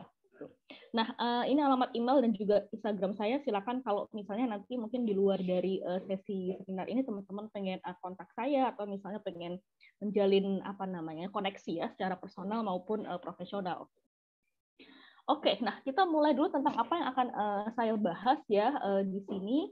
Yang pertama adalah mengenai era digital kini ya. Tentang apa sih sebetulnya efeknya gitu ya secara psikososial untuk kita. Dan tadi mungkin udah ada banyak intro juga ya dari Bang Junet yang menjelaskan juga secara filosofis apa efeknya juga ya terkait dengan kehidupan kita pada saat ini ya. Lalu juga ada pemaparan dari Mas Widya juga yang sudah memaparkan bahwa sebetulnya di era digital itu juga adaptabilitas karir itu menjadi sebuah hal yang penting gitu. Dan terus yang kedua ini adalah terkait dengan resiliensi itu sendiri. Tadi sama Bang Junet udah sempat dibahas juga tuh tentang bounce back ya. Jadi mungkin kalau dalam bahasa Inggris itu sama dengan bounce back itu daya lenting tadi, kemampuan untuk mantul, untuk untuk bisa bangkit kembali lah gitu dalam menghadapi berbagai macam tantangan dan juga kesulitan. Lalu bagaimana pada akhirnya resiliensi dalam era digital ini mungkin sebetulnya juga dibutuhkannya untuk kita. Dan yang terakhir adalah tentang layanan digital itu sendiri, tentang bagaimana sebetulnya kita bisa memanfaatkan teknologi digital untuk bisa bertumbuh ya secara personal, mungkin juga untuk bisa membantu kita untuk mengatasi berbagai macam tantangan kehidupan yang kita alami di era-era kini. Oke, nah ini adalah sharing terkait dengan apa yang saya lihat dan juga saya baca ya mengenai apa sih sebenarnya efek dari revolusi digital itu sendiri terhadap kondisi psikososial kita. Dan ini kalau kita lihat itu memang seperti dua sisi mata uang ya. Jadi ini beberapa poin yang saya highlight, bahwa yang pertama, keberadaan dunia digital masa kini itu membuat penyebaran informasi itu menjadi semakin lebih cepat. Ini di satu sisi mungkin bisa menjadi sebuah hal yang baik ketika informasi itu adalah informasi yang sifatnya akurat gitu. Sayangnya ada banyak juga informasi-informasi yang sifatnya mungkin misinformasi atau misalnya mungkin distorsi ya, jadi ada beberapa yang mungkin berubah ya, atau bahkan mungkin yang sifatnya hoax atau berita-berita bohong. Gitu. Jadi ini adalah sebuah tantangan juga yang perlu kita alami, bagaimana pada akhirnya kita juga perlu untuk bersikap kritis dan juga mungkin berhati-hati ketika kita melakukan penyaringan informasi. Kalau misalnya dulu sebelum masa-masa era digital itu orang itu sulit ya untuk mengakses informasi, kalau sekarang itu kita malah justru banjir informasi. Dan kadang-kadang kalau kita udah banjir informasi itu, kita jadi sulit juga untuk memilah-milah mana yang sebetulnya ini adalah sebuah hal yang akurat, mana yang mungkin terlalu dianggap berlebihan, atau malah mana yang sebetulnya adalah berita bohong. Nah, itu pertama, terkait dengan aspek informasi itu sendiri ya. Lalu yang kedua adalah inovasi kreasi. Nah, ini mungkin lebih banyak aspek positifnya ya, di mana misalnya kita selalu pada akhirnya di era kini itu kita selalu diuji nih kreativitasnya untuk bisa mengembangkan sebuah hal-hal yang baru gitu dari adanya fasilitas internet yang kita miliki, dari device yang kita punya gitu ya, dari platform yang mungkin kita ada berada di dalamnya. Kira-kira apa sih yang bisa kita lakukan gitu ya untuk bisa terlibat lah juga belajar dan juga berkembang gitu untuk memanfaatkan apa-apa yang ada di dalam dunia digital saat ini ya. Misalnya di sini saya kasih contoh, misalnya kalau kayak content creator ya, mereka mungkin dulu ya, mungkin kita nggak kebayang dulu itu ada yang namanya profesi content creator gitu. Apa sih content creator gitu kan? Mungkin dulu orang yang mungkin mengkreasikan konten itu kebanyakan adalah mereka-mereka yang memang bekerja di bidang marketing, misalnya bikin iklan gitu ya, atau mungkin guru gitu ya, membuat konten yang memang hanya untuk ibaratnya konten pembelajaran gitu. Tapi sekarang istilah konten creator bisa menjadi sangat luas, dari kreativitas yang sifatnya itu sangat baik, dalam artian mungkin kita artikan adalah hal-hal yang mungkin positif ya, membangun, yang mungkin membangkitkan kebaikan, kebahagiaan gitu ya, sampai mungkin konten-konten yang sebetulnya itu sengaja di-create ya untuk menciptakan sesuatu yang sebetulnya mungkin ya yang penting heboh, yang penting viral, yang penting rame, yang penting terkenal misalnya gitu. Itu kan adalah sebuah dua sisi mata uang juga, bahwa di satu sisi kreativitas itu baik, tapi di sisi lain kita juga sangat perlu untuk berhati-hati agar jangan sampai kreativitas yang kita miliki itu justru mungkin malah berdampak yang kurang baik gitu ke depannya buat kita maupun orang-orang yang ada di sekitar kita. Lalu yang berikutnya adalah bagaimana juga akhirnya revolusi digital itu menyediakan sebuah sarana ya untuk kita bisa belajar, dan ada banyak sekali media-media belajar yang itu tersedia saat ini, baik yang sifatnya berbayar maupun yang mungkin sifatnya gratis, dari yang mungkin bisa kita akses di YouTube, atau yang kita baca di ketika kita browsing ya, atau misalnya kita lihat di konten-konten sosial media kita di TikTok, di Instagram dan sebagainya gitu. Jadi artinya ada banyak sekali media belajar yang mungkin bisa kita manfaatkan, tapi mungkin kita juga perlu melihat juga akhirnya dengan berbagai macam media belajar itu kita jadi lebih bisa berkembang gitu ya, atau itu justru kita malah menjadikan itu sebagai sarana untuk kita malah mungkin jadi lebih merasa minder, merasa nggak bersaing dan sebagainya, karena tuntutan akan kompetisi itu juga akhirnya menjadi semakin tinggi gitu. Ketika misalnya kita semakin banyak terpapar, kita jadinya punya banyak keinginan nih untuk X, Y, Z, dan seringkali ketika kita akhirnya tidak mampu untuk catch up atau untuk mengejar hal-hal yang kita inginkan untuk capai, secara psikologis itu pasti akan mempengaruhi juga. Kita mungkin jadi lebih down, kita jadi lebih semangat, mungkin kita jadi mempertanyakan juga kompetensi kita dan sebagainya. Gitu. Lalu dari aspek yang berikutnya itu adalah aspek literasi, ya, bahwa kecakapan dan literasi digital itu pada akhirnya itu bisa menuntut kita ya untuk terus bisa mau belajar beradaptasi. Tapi kalau misalnya kita tidak memanfaatkan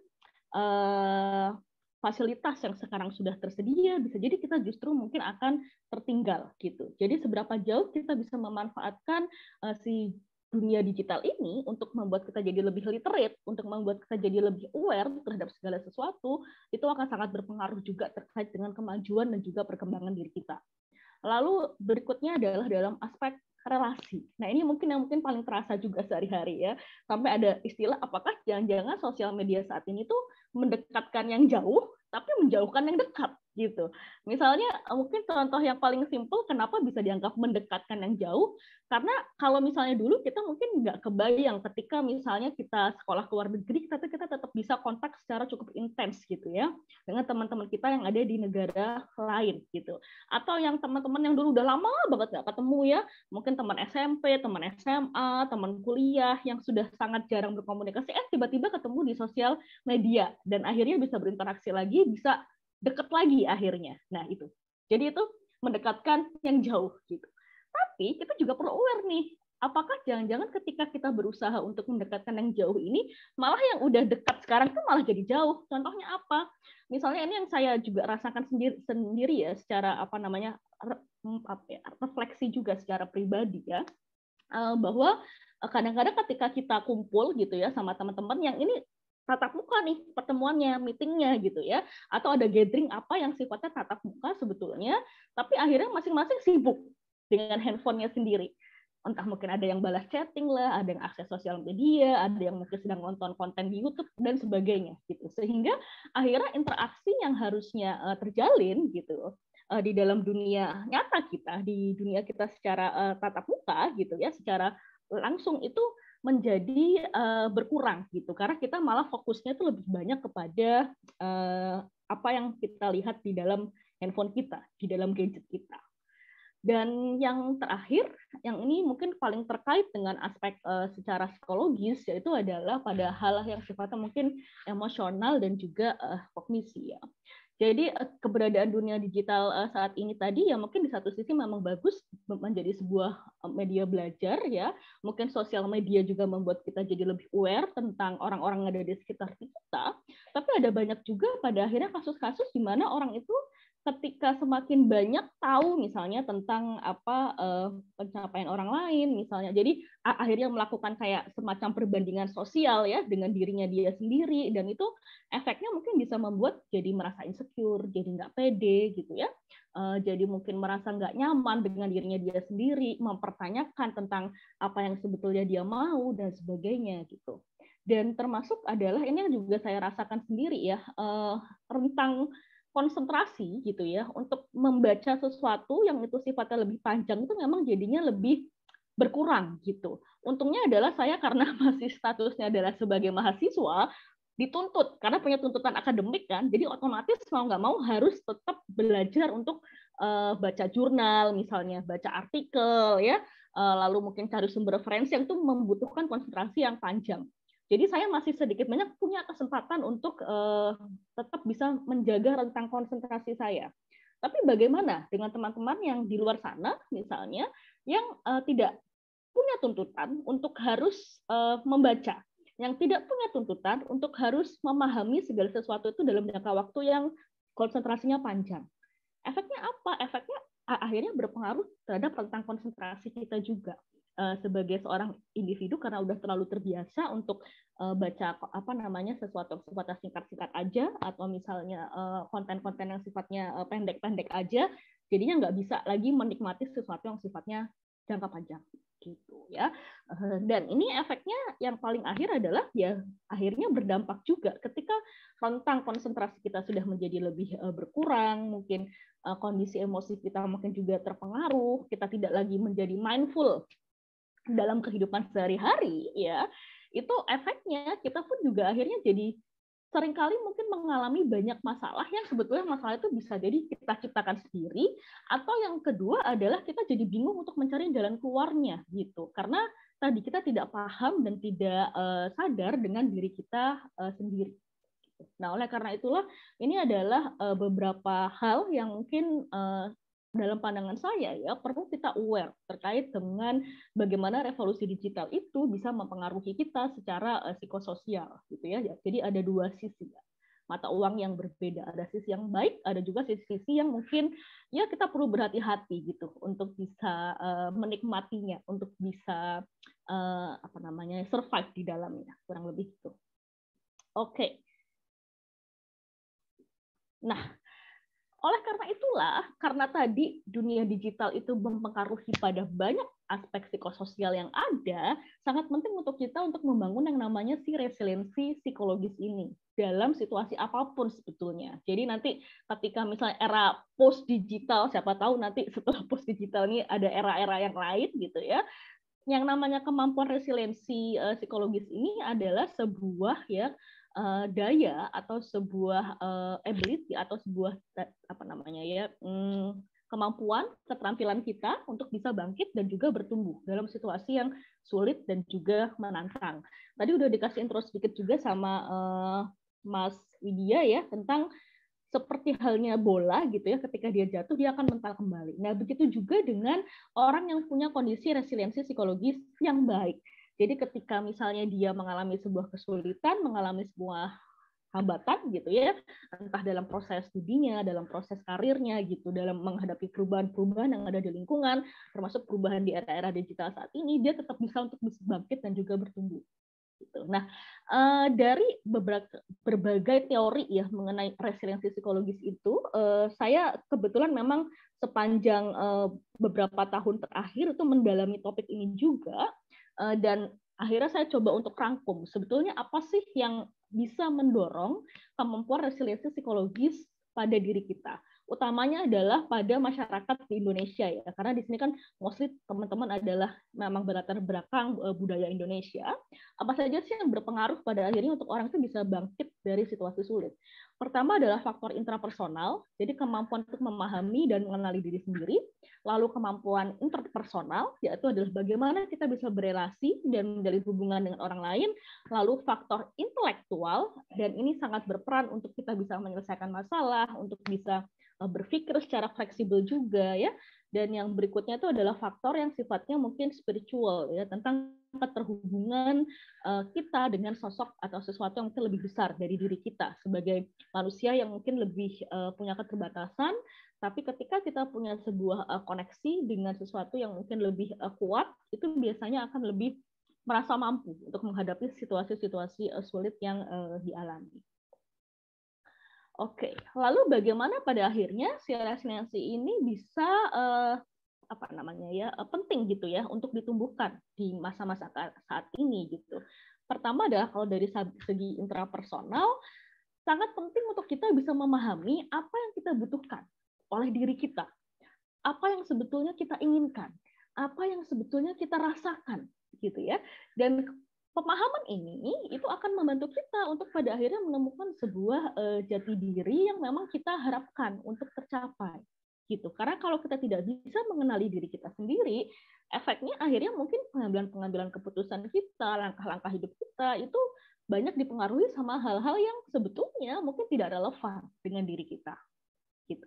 Lalu yang kedua adalah aspek interpersonal. Bagaimana pada akhirnya sistem dukungan sosial, khususnya yang mungkin bisa kita bangun ekosistemnya ya di dalam media digital, itu bisa menjadi sumber kekuatan kita juga secara psikologis.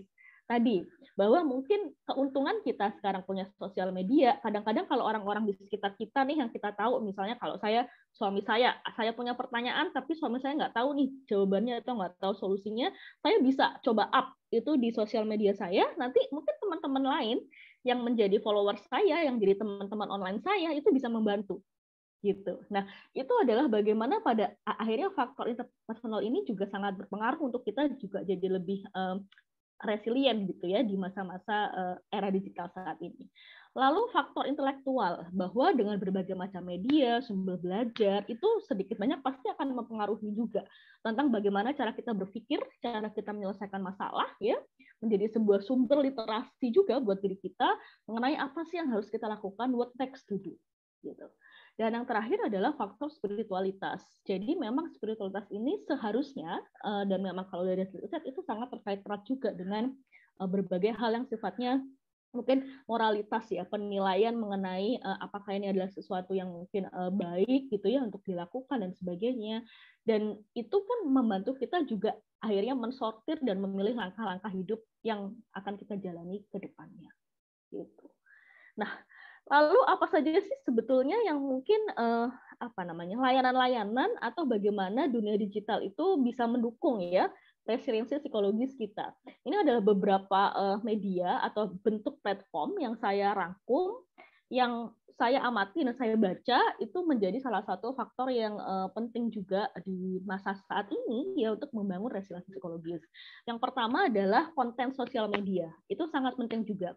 Oleh karena itu sangat banyak juga sekarang udah beberapa, mungkin bukan beberapa lagi ya, tapi bisa jadi ratusan gitu ya, platform ya yang memberikan psikoedukasi terkait dengan bagaimana caranya mencapai kesejahteraan psikologis yang misalnya lebih baik gitu. Nah, itu salah satu yang mungkin paling sederhana sering kita temukan di dunia digital saat ini. Lalu yang kedua itu adalah webinar, acara-acara seperti ini yang itu diberikan secara digital, secara online ya, sehingga bisa menjangkau lebih banyak orang ya. Lalu misalnya narasumbernya pun juga bisa jadi dari berbagai macam lokasi gitu. Kalau misalnya dulu kita pengen ngundang nih, misalnya kampus saya nih pengen ngundang Bang Junet misalnya, yang posisinya sekarang sedang sekolah di Australia. Kalau dulu kita pasti mikir-mikir nih, kalau misalnya kita mau ngundang, berapa nih cost yang harus kita keluarkan? Karena transportasinya mahal. Nah, tapi sekarang dengan ajang-ajang webinar seperti ini, akhirnya akan jadi lebih mudah kita untuk bisa mendapatkan berbagai macam sumber referensi dari narasumber yang kita inginkan. Gitu. Yang itu nanti bisa memberikan edukasi juga terkait dengan apa saja sih yang mungkin kita butuhkan gitu ya secara psikologis misalnya. Lalu intervensi berbasis web ini jadi bentuknya seperti modul intervensi yang itu dia terstruktur, jadi sudah ada pola-polanya, pakem-pakemnya, dan itu dimasukkan di dalam web dan untuk diakses oleh banyak orang. Nah, poin yang ini, intervensi berbasis web, ini sedang saya kembangkan untuk proses riset S3 saya sebetulnya. Oleh karena itu makanya memang agak panjang risetnya, ada beberapa tahapan studi, karena memang untuk mengembangkan sebuah modul intervensi psikologis yang betul-betul terbukti efektif, itu ada banyak hal yang mungkin perlu kita lihat dan juga cek. Ya. Lalu yang berikutnya misalnya digital app. Nah, ini layanan di dalam aplikasi smartphone kita, entah mungkin di iPhone kita atau di Android kita, itu sudah banyak sekali aplikasi-aplikasi yang bisa membantu kita untuk menjadi belajar lebih banyak ya terkait dengan diri kita, terkait dengan kondisi psikologis kita, mungkin belajar juga meditasi misalnya dan sebagainya. Dan yang terakhir itu adalah e-counseling dan juga e-coaching, yaitu adalah memberikan konseling dan juga coaching ya secara online. Aku kasih intro sedikit apa bedanya coaching sama konseling ya. Jadi kalau coaching, ini konseling dulu. Jadi kalau konseling itu membantu klien untuk menjadi lebih mampu menghadapi masalah kehidupan dan juga kesulitan yang dialami. Contohnya bisa masalah emosional, adaptasi, tekanan akademik, masalah perilaku ya, masalah-masalah lainnya yang sifatnya itu membutuhkan sarana untuk kita bisa self shooting ya, untuk kita bisa cerita, untuk kita bisa cari pandangan yang berbeda terkait dengan masalah yang kita alami.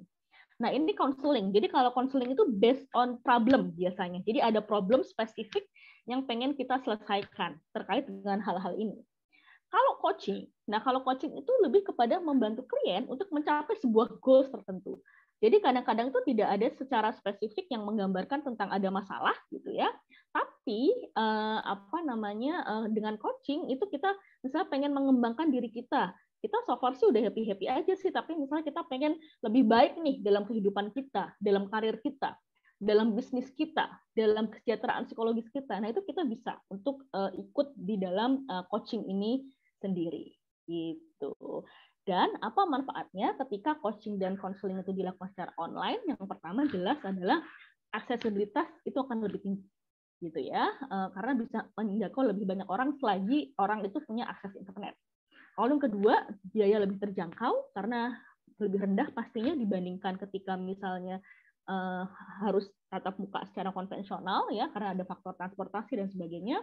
Lalu bisa menjadi sistem dukungan ya yang kita butuhkan ketika kita mau untuk bertumbuh, untuk berkembang menjadi lebih baik. Dan proses coaching dan counseling itu goals-nya itu sebetulnya adalah bagaimana akhirnya kita bisa menumbuhkan insight tentang diri kita, tentang apa yang sedang kita alami saat ini, dan sebetulnya apa yang betul-betul kita inginkan untuk ke depan. Gitu. Nah, jadi kesimpulannya, era digital itu menuntut untuk adanya banyak perubahan dan juga adaptasi psikososial. Dan yang kedua, resiliensi psikologis itu penting untuk kita tumbuhkan di masa digital ini. Dan pada akhirnya salah satu caranya ya adalah memanfaatkan layanan digital juga untuk membangun resiliensi psikologis. Oke, mungkin itu aja dari saya, dan ini ada sedikit pesan sponsor dari PPIA. Jadi karena memang ini adalah sebuah rangkaian program yang ditujukan buat teman-teman semua yang ada di sini maupun yang mungkin nanti ada di ruangan Zoom tapi juga tertarik gabung, adalah PPIA akan memfasilitasi untuk teman-teman bisa melakukan free online coaching dan counseling yang dimana nanti ini akan bekerja sama dengan Solution gitu. Jadi nanti buat teman-teman yang tertarik untuk mendaftar, tadi kan mungkin udah dapat sedikit penjelasan tentang apa sih sebetulnya manfaatnya dan apa yang mungkin bisa disampaikan atau mungkin diselesaikan gitu ya dengan coaching dan counseling. Boleh nanti bisa bergabung dan daftar di dalam program free online coaching dan counseling dari PPIA bekerja sama dengan Solution. Mungkin itu aja, mungkin karena waktunya juga sudah habis. Terima kasih banyak untuk perhatiannya dan wassalamualaikum warahmatullahi wabarakatuh. Waalaikumsalam warahmatullahi wabarakatuh. Mbak Rom, terima kasih banyak atas pemaparannya. Yang menarik banget sih, sekarang tuh digital era itu udah menguasai gitu ya. Aku juga di sini di Adelaide pun Adelaide sekarang tuh sedang memompa startup, baik itu digital atau bagaimanapun, walaupun lebih ke digital sih. Jadi ada namanya temanku, dia tuh punya aplikasi Tanyo. Dia itu dapat funding dari Adelaide, dan itu app yang dia bikin itu soal ada digital counseling-nya. Jadi aku rasa itu bagus, dan itu udah kayak tren gitu sih. Oke, kalau begitu kita akan masuk ke dalam sesi Q&A. Tapi sebelum kita masuk, mungkin boleh kita buka kamera dulu untuk foto ya. Semuanya mungkin bisa dibuka kameranya untuk dokumentasi.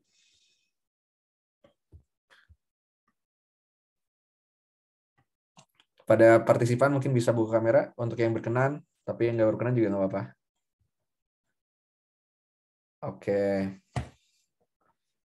Oke, udah siap semuanya? Oke, aku tunggu mungkin 1 menit lagi atau 30 detik. Ada sekitar 30 orang.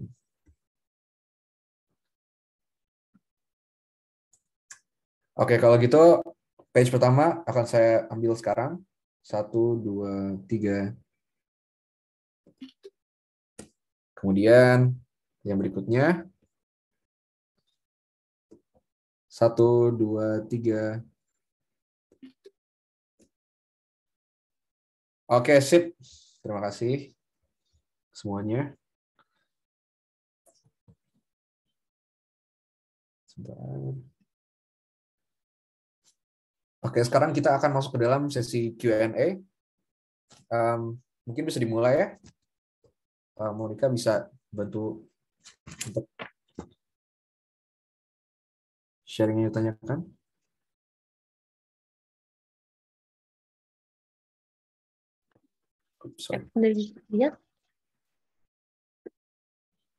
Sebentar.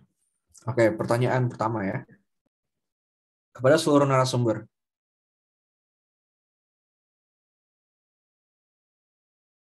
Ekonomi menjadi baby boomer, Gen Z, millennial, dan lain-lain bagi kemaslahatan umat manusia di masa depan. Hal ini menyentil benak saya ketika ada labeling bahwa era ini adalah eranya generasi milenial dan seterusnya. Padahal semua individu dapat berkontribusi sesuai kapasitasnya masing-masing. Terima kasih. Mungkin ada yang bisa berkenan menjawab salah satu dari narasumber. Ada yang bersedia? Gantian aja kali, Fatan. Ya, saya ingin merespon sedikit tentang ego generasi ya, atau ada semacam sentimen antar generasi. Nah, pertama mungkin kita bisa lihat dulu ya, kalau di Indonesia saya lihat angkanya itu baby boomers, kemudian Gen X, millennial, dan Gen Z. Mungkin kalau baby boomers itu sedikit ya, cuma 10% gitu, atau belasan persen. Tapi generasi setelahnya, Generation X, kemudian millennials, dan Gen Z itu rata-rata 20%. Jadi kalau misalnya kita ngelihat dari komposisi jumlah, di sini ada hampir sama gitu. Tapi duit itu ada di mana, itu pertanyaannya. Apakah angkatan kerja itu lebih banyak terdistribusi di millennials atau di baby boomers gitu. Nah, menurut saya pekerjaan-pekerjaan orang-orang yang mulai memiliki potensi, orang-orang yang mulai mengambil posisi itu masih ada. Kalau di Indonesia itu di Gen X ya, orang-orang kelahiran 65 sampai dengan 80 itu di atas saya, senior-senior saya biasanya, dan kalau millennials dia akan mulai menempati posisi-posisi mulai hampir senior karena kita rata-rata median umurnya mungkin sekarang 33 tahun ya gitu. Nah, dan saya masuk di sana. Nah, sedikit saya komentari tentang sentimen generasi dalam hal ini. Sentimen generasi itu muncul karena memang manusia itu punya kecenderungan untuk mengelompokkan diri walaupun menurut umur gitu loh.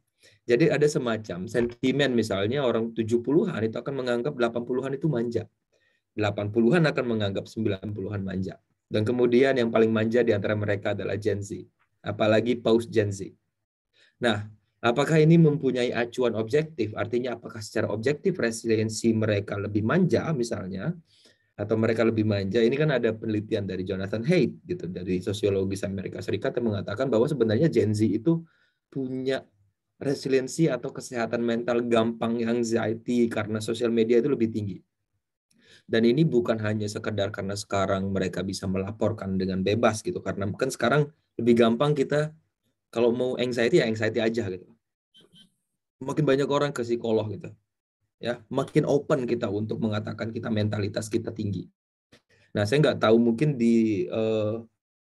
ada artikel atau literatur pembanding dari situ untuk dari Pak Widya atau Mbak Rati memang yang bidangnya di situ. Tapi yang diukur di situ jumlah kunjungan, berapa orang yang menyayat dirinya, self harm itu lebih tinggi di Gen Z. Dan itu salah satunya dianggap terjadi karena ketika kecil mereka tidak diberikan banyak kesempatan untuk bermain secara bebas. Artinya mereka lebih banyak organized play, organized activities by the adults gitu. Orang-orang dewasa mau main bola, kalau dulu kan kita main bola ya udah main bola sendiri, aturannya kita atur sendiri dan lain-lain. Kalau sekarang ada pelatihnya, ada gurunya, mau main harus dengan izin, bahkan ilegal untuk orang tua sekarang membiarkan anaknya pergi belanja sendiri. Nah, jadi sampai sejarak tertentu ada benarnya bahwa Gen Z itu memiliki resiliensi atau kemampuan untuk menahan cobaan atau cobaan hidup saya sebut itu lebih rendah. Makanya sekarang kan udah ada gerakan-gerakan free range kids gitu, bahwa anak-anak harus dibiarkan bermain dengan lebih bebas. Kalau ada istilahnya mungkin do the dangerous things carefully gitu istilahnya. Nah, di situ. Tapi again dari sisi ekonomi saya setuju bahwa memang zaman milenial ya tergantung zaman itu disebut apa gitu. Kalau misalnya sebagai pekerja ya milenial lebih banyak sebagai pekerja saat ini, tapi komposisi pendapatan kalau di Amerika Serikat itu duit itu ada di baby boomers gitu lah. Wajar ya orang tua gitu yang punya duit gitu. Wajar. Tapi kalau dibandingkan dengan dulu, milenial sekarang itu lebih miskin daripada milenial yang dulu gitu lah. Ya, jadi ada semacam krisis karena uang masih berada di mereka, belum berpindah semuanya ke milenial. Jadi kalau untuk menjawabnya apakah ada ego generasi? Iya. Tapi apakah sekarang zaman milenial? Iya, tapi sebagai pekerja. Gitu aja sih. Jadi mungkin saya menjawabnya dari beberapa perspektif. Terima kasih. Oke, makasih Bang Junet. Mungkin ada dari Mbak Arum dan mungkin atau dari Mas Widya yang mau menambahkan. Oke, mungkin saya tambahkan sedikit gitu ya. Kalau saya memang terkait dengan generational differences ini memang ada perbedaan gitu ya. Tapi saya melihatnya bahwa ini sebenarnya disebabkan karena ada kebutuhan-kebutuhan yang berbeda. Setiap generasi memiliki karakteristik yang berbeda sehingga ada kebutuhan yang muncul gitu ya. Mungkin ketika kita ngomong baby boomer Gen X yang di atas saya gitu ya, memang kebutuhannya adalah financial stability gitu, sehingga mungkin dalam pola kerja khususnya, mungkin saya ingin sorot dalam pola kerja memang lebih dia mencari stability. Beda dengan millennials dan Gen Z yang dia lebih yang dicari adalah recognition ataupun appreciation dari orang lain. Jadi ketika itu dia tidak dapat, maka dia akan loncat. Nah, itulah yang memunculkan mungkin beberapa waktu yang lalu saya sempat coba untuk studi tentang fenomena kutu loncat gitu ya, dari satu perusahaan ke perusahaan yang lain. Nah, itu kalau kita melihat itu sebagai sebuah perbedaan, iya. Namun seringkali perbedaan ini hanya sifatnya stereotip. Ya, apalagi di Indonesia ya, ini sifatnya stereotip yang karena didasari oleh itu tadi, kita nggak mau untuk beradaptasi, kita nggak mau untuk belajar kebutuhan dari yang mungkin di bawah-bawah kita atau mungkin generasi yang berbeda dengan kita. Misalkan seorang Gen X di kantor gitu ya, punya bawahan seorang millennials atau Gen Z, dia tentunya pasti akan menganggap ini orang kok kerjanya begitu, nggak on time, kemudian nggak disiplin. Tapi bagi Gen Z, bagi millennials, saya nggak perlu disiplin, kerja 8 to 5 itu nggak perlu, yang penting kerjaan saya beres. Nah, itu yang perlu untuk dikomunikasikan di apalagi dalam kita ngomong dunia profesional ya, kita perlu diskusikan itu. Nah, kedepannya kalau ini memang ya stereotip ini ada terus, ya akhirnya gini, generasi kita dan generasi di bawah kita, Gen Z itu saya khawatirnya adalah dia tidak bisa menyerap knowledge, tidak ada legacy yang turun dari Gen X ke Gen milenial dan Gen Z. Tentunya Gen X ini kan punya banyak sekali pengalaman. Ketika dia sudah menghadapi banyak krisis, menghadapi banyak problem gitu ya, ketika itu dia tidak turunkan, wariskan ke generasi berikutnya. Ketika orang-orang dengan Gen milenial dan Gen Z ini memegang posisi yang sama, dia nggak punya basis data, dia nggak punya baseline, saya harus ngapain ini? Yang akhirnya mungkin tadi seperti disampaikan Mas Junet, dikit-dikit anxiety-nya muncul, akhirnya dia tidak bisa perform dengan baik. Itu sehingga kalau dalam posisi ini yang dibutuhkan sebenarnya adalah kolaboratif, saling memahami, saling mau belajar. Itu sih mungkin dari saya. Terima kasih. Ya, makasih Mas Widya. Mbak Arum, mau ada tambahan, Mbak? Aku mungkin mau nambahin sedikit aja. Jadi aku sepakat sih dengan yang disampaikan dengan Mas Junet ya, Bang Junet sama Mas Widya ya, bahwa memang perbedaan itu memang ada gitu ya. Mungkin dari segi faktor ekonomi ya, atau misalnya mungkin dari tadi segi terkait dengan bagaimana kita memandang sebuah situasi pekerjaan dan sebagainya gitu. Tapi perbedaan itu kalau saya melihat adalah sebuah hal yang memang bisa dimaklumi gitu. Kenapa? Karena kondisi kehidupan pada periode tertentu itu mempengaruhi juga pada akhirnya mengenai exposure dan hal-hal apa saja yang kita dapatkan sepanjang kehidupan kita gitu. Misalnya kenapa kalau baby boomers itu memang terkenal sangat kerja keras, on time dan sebagainya, karena memang mereka dididik dengan cara seperti itu dan memang situasi kehidupan pada saat itu menuntut mereka harus demikian untuk bisa sukses gitu. Sedangkan kita yang misalnya mungkin sudah hidup dalam era transisi menuju dunia digital, di mana segala kemudahan itu mungkin udah jadi lebih banyak ya dibandingkan ketika dulu pada generasi sebelumnya, otomatis ya faktor-faktor terkait dengan keinginan untuk kita bisa serba cepat dan sebagainya, nah itu mungkin akan berpengaruh juga pada akhirnya kepada ketahanan itu gitu. Tapi untuk menyimpulkan apakah misalnya sekarang itu hanya era milenial, itu menurut saya memang hanya istilah aja sih untuk menggambarkan bahwa era milenial di sini karena mungkin memang angkatan kerja yang mungkin secara proporsional mungkin kebaruan-kebaruan dan inovasi-inovasi itu dihasilkan oleh generasi milenial. Tapi bukan berarti bahwa generasi-generasi yang sebelumnya atau generasi yang sedang belajar pada saat ini itu tidak bisa berkontribusi untuk kemajuan kita ke depannya. Mungkin itu sih. Thank you.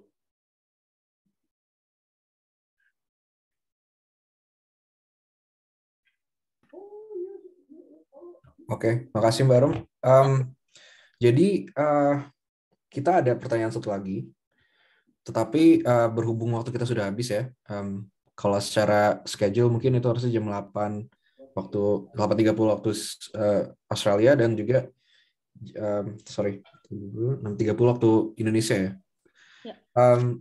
Aku rasa karena juga sore ada pertanyaan selanjutnya tapi panjang banget, jadi mungkin nggak akan bisa kita masukin ke situ. Takutnya akhirnya ngaret panjang banget, akhirnya malah nanti rugi untuk yang lain atau gimana. Aku rasa kita langsung kesimpulan aja. Jadi kesimpulannya adalah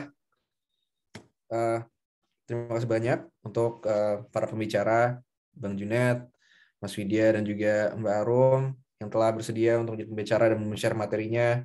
Bang Junet yang bicara masalah tantangan, bouncing back stronger, building a better professional self for a better world. Itu aku rasa bagus banget. Karena kita itu meng-highlight kita tuh harus adapt dan juga kita harus tahu mengenai diri kita, aware situasi kita, dan juga untuk bisa mengimbangi dengan apa yang ada di dunia digital dan juga apa yang di era globalisasi itu harus diimbangi dengan apa yang ada di diri kita sendiri gitu, yaitu self development dan juga openness misalnya gitu kan. Kemudian Mas Widya juga terima kasih yang telah mengkomunikasikan mengenai pentingnya adaptabilitas karir dan cara menumbuhkannya dalam konteks era digital. Ini juga penting banget sih Mas, karena adaptabilitas itu suatu hal yang kita harus punya gitu kan. Tadi ada quotes Charles Darwin bahwa sesuatu hal yang permanen itu sebenarnya impermanence gitu. Misalnya kayak change itu permanence gitu. Concern, control, curiosity, confidence. Aku rasa itu bagus. Dan juga mungkin aku mikir tadi sempat kepikiran kalau adaptabilitas kita saat ini tuh mungkin bisa dilengkapi dengan kalau dari perspektifku gitu, mungkin lewat ilmu komputer. Mungkin kayak sekarang Harvard, mereka itu sedang gencar-gencarnya mempromosikan computer science. Misalnya mereka ada program namanya CS50 yang bisa diakses secara gratis gitu kan untuk semua orang yang mau belajar gitu. Dan itu gratis dan nggak perlu bayar, misal ke universitas. Dan mereka akan kasih sertifikat gitu. Kemudian Mbak Arum mengenai peningkatan resiliensi serta kapabilitas personal melalui layanan berbasis digital.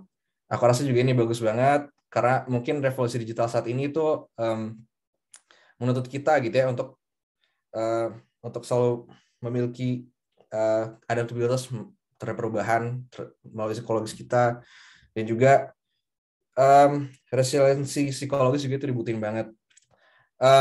Aku rasa dari saya sebagai moderator itu aja. Mungkin ada kata-kata penutup dari Bang Junet, Mbak Arum, atau Mas Widya. Mungkin bisa dari Bang Junet. Ya, mungkin singkat saja. Terima kasih atas undangannya semuanya. Yang ingin saya sampaikan adalah transformasi digital itu akan menimbulkan banyak sekali guncangan, termasuk di dalamnya itu inequality, ya, ketidaksetaraan. Dalam hal ini kita masih berbicara tentang ketidaksetaraan atas kesempatan. Ya, laki-laki dan perempuan itu masih ada. Gender pay gap itu masih real gitu. Walaupun makin bagus, tapi kita punya masalah. Ada banyak sekali pekerjaan yang akan hilang dan itu tidak bisa dikejar oleh kecepatan terciptanya pekerjaan baru. Sehingga saya sangat setuju dengan ide universal basic income, di mana ada orang-orang yang bekerja misalnya merawat anak, itu nanti ada bayarannya. Orang-orang yang menjadi relawan ada bayarannya. Saya juga melihat pentingnya kalau misalnya di LinkedIn itu yang dicari semua jenis pekerjaan yang IT, marketing, bisnis, dan lain-lain. Tapi ternyata kita punya masalah di petani muda. Dalam waktu 15 tahun kita udah krisis petani. Siapa yang mau ngasih kita makan gitu? Itu satu. Kemudian yang kedua, dalam hal itu marilah kita bikin organisasi. Organisasi itu tiupkan di situ resiliensi yang tinggi dan juga visi yang jelas tentang melihat inequality itu sebagai masalah bersama gitu loh. Ya, kita tinggiin agreeableness kita gitu untuk bekerja sama gitu. Tidak hanya manipulatif, tidak hanya kompetitif. Kemudian yang terakhir adalah kita yang harus berubah untuk menghadapi jalan. It's us who have to prepare ourselves for the road. It's not the road who has to prepare itself for us gitu. Ya. Jadi bukan jalan yang harus mempersiapkan diri buat kita. So, we prepare ourselves for the road, not the road for ourselves. Thank you very much. Terima kasih Bang Junet. Mungkin Mas Widya bisa. Baik. Oke, terima kasih kesempatannya. Yang pertama, sebuah kehormatan gitu ya bisa menjadi salah satu narasumber di event kali ini. Mungkin untuk statement penutup saya adalah bahwa perubahan itu, era digital itu akan membawa perubahan yang besar gitu ya ke dunia karir, ke aspek-aspek pekerjaan kita. Oleh karena itu, basic yang bisa kita lakukan adalah paling tidak kita punya visi, kita punya goals yang harus kita capai yang akan membantu kita untuk nantinya kita bisa mendevelop karir kita, mendevelop skill kita sesuai dengan kebutuhan zaman. Ya. Yang kedua adalah jangan berhenti sampai di sini. Keterampilan teman-teman, kemampuan teman-teman itu pasti akan bisa terus berkembang. Itu mungkin sekarang teman-teman sedang studi di satu bidang, tidak menutup kemungkinan teman-teman akan mempelajari bidang studi lain yang dibutuhkan untuk menekuni karir tertentu. Itu aja mungkin Mas Fatan. Thank you. Selamat malam. Ya, makasih Mas Widya. Kemudian terakhir kepada Mbak Arum, penutupan Mbak. Ya, terima kasih Fatan. Kalau dari saya penutupnya adalah membangun resiliensi psikologis itu dimulai dari diri kita sendiri ya, terutama di era digital saat ini. Setidaknya adalah mungkin kita perlu belajar hal-hal baru gitu yang bisa kita dapatkan dari dunia digital ya, dan bagaimana juga pada akhirnya kita nanti menyebarkan tentang memanfaatkan hal baik dari dunia digital ini dan meminimalisir hal-hal buruk yang bisa muncul dalam interaksi kita di dunia digital gitu. Jadi buat teman-teman di sini manfaatkanlah hal-hal baik yang bisa kita dapatkan dari dunia digital, sehingga harapannya adalah perubahan yang terjadi itu adalah perubahan yang menuju ke arah yang lebih baik. Mungkin itu.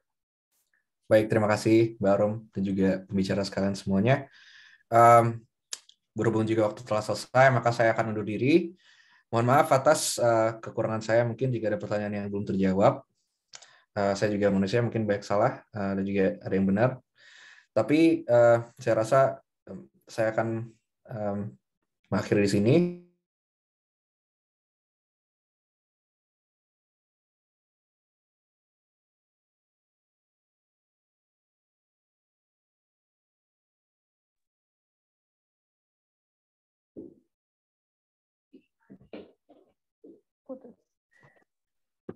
Ya, Monica aja. Ya. Monica bisa diambil.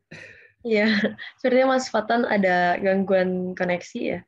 Ya, terima kasih Mas Fatan udah memandu sesi kita hari ini. Terima kasih juga kepada para panelis kita yang sudah membagi pengetahuan mereka, sharing mereka pada sore malam hari ini.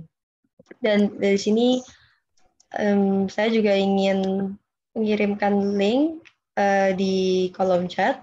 Jadi saya ingin ingatkan kembali seperti yang dikatakan Mbak Arum di presentasi, kita dari PPIA akan membuka pendaftaran untuk free trial online coaching dan counseling dari Solution. Jadi link-nya adalah untuk evaluasi form kepada para partisipan yang nantinya juga akan dikirim ke grup chat WA. Di situ juga bisa diisi expression of interest jika teman-teman mau bergabung ke dalam program online coaching dan counseling dari PPIX Solution. Dengan berakhirnya acara kita pada hari ini, saya akan menutup online seminar yang merupakan rangkaian acara Road to International Symposium. Terima kasih juga kepada para partisipan yang sudah berkenan hadir di acara kita sampai akhir, walaupun sudah overtime ya. Tapi ya, terima kasih untuk semuanya. Mohon maaf jika ada salah kata dari saya.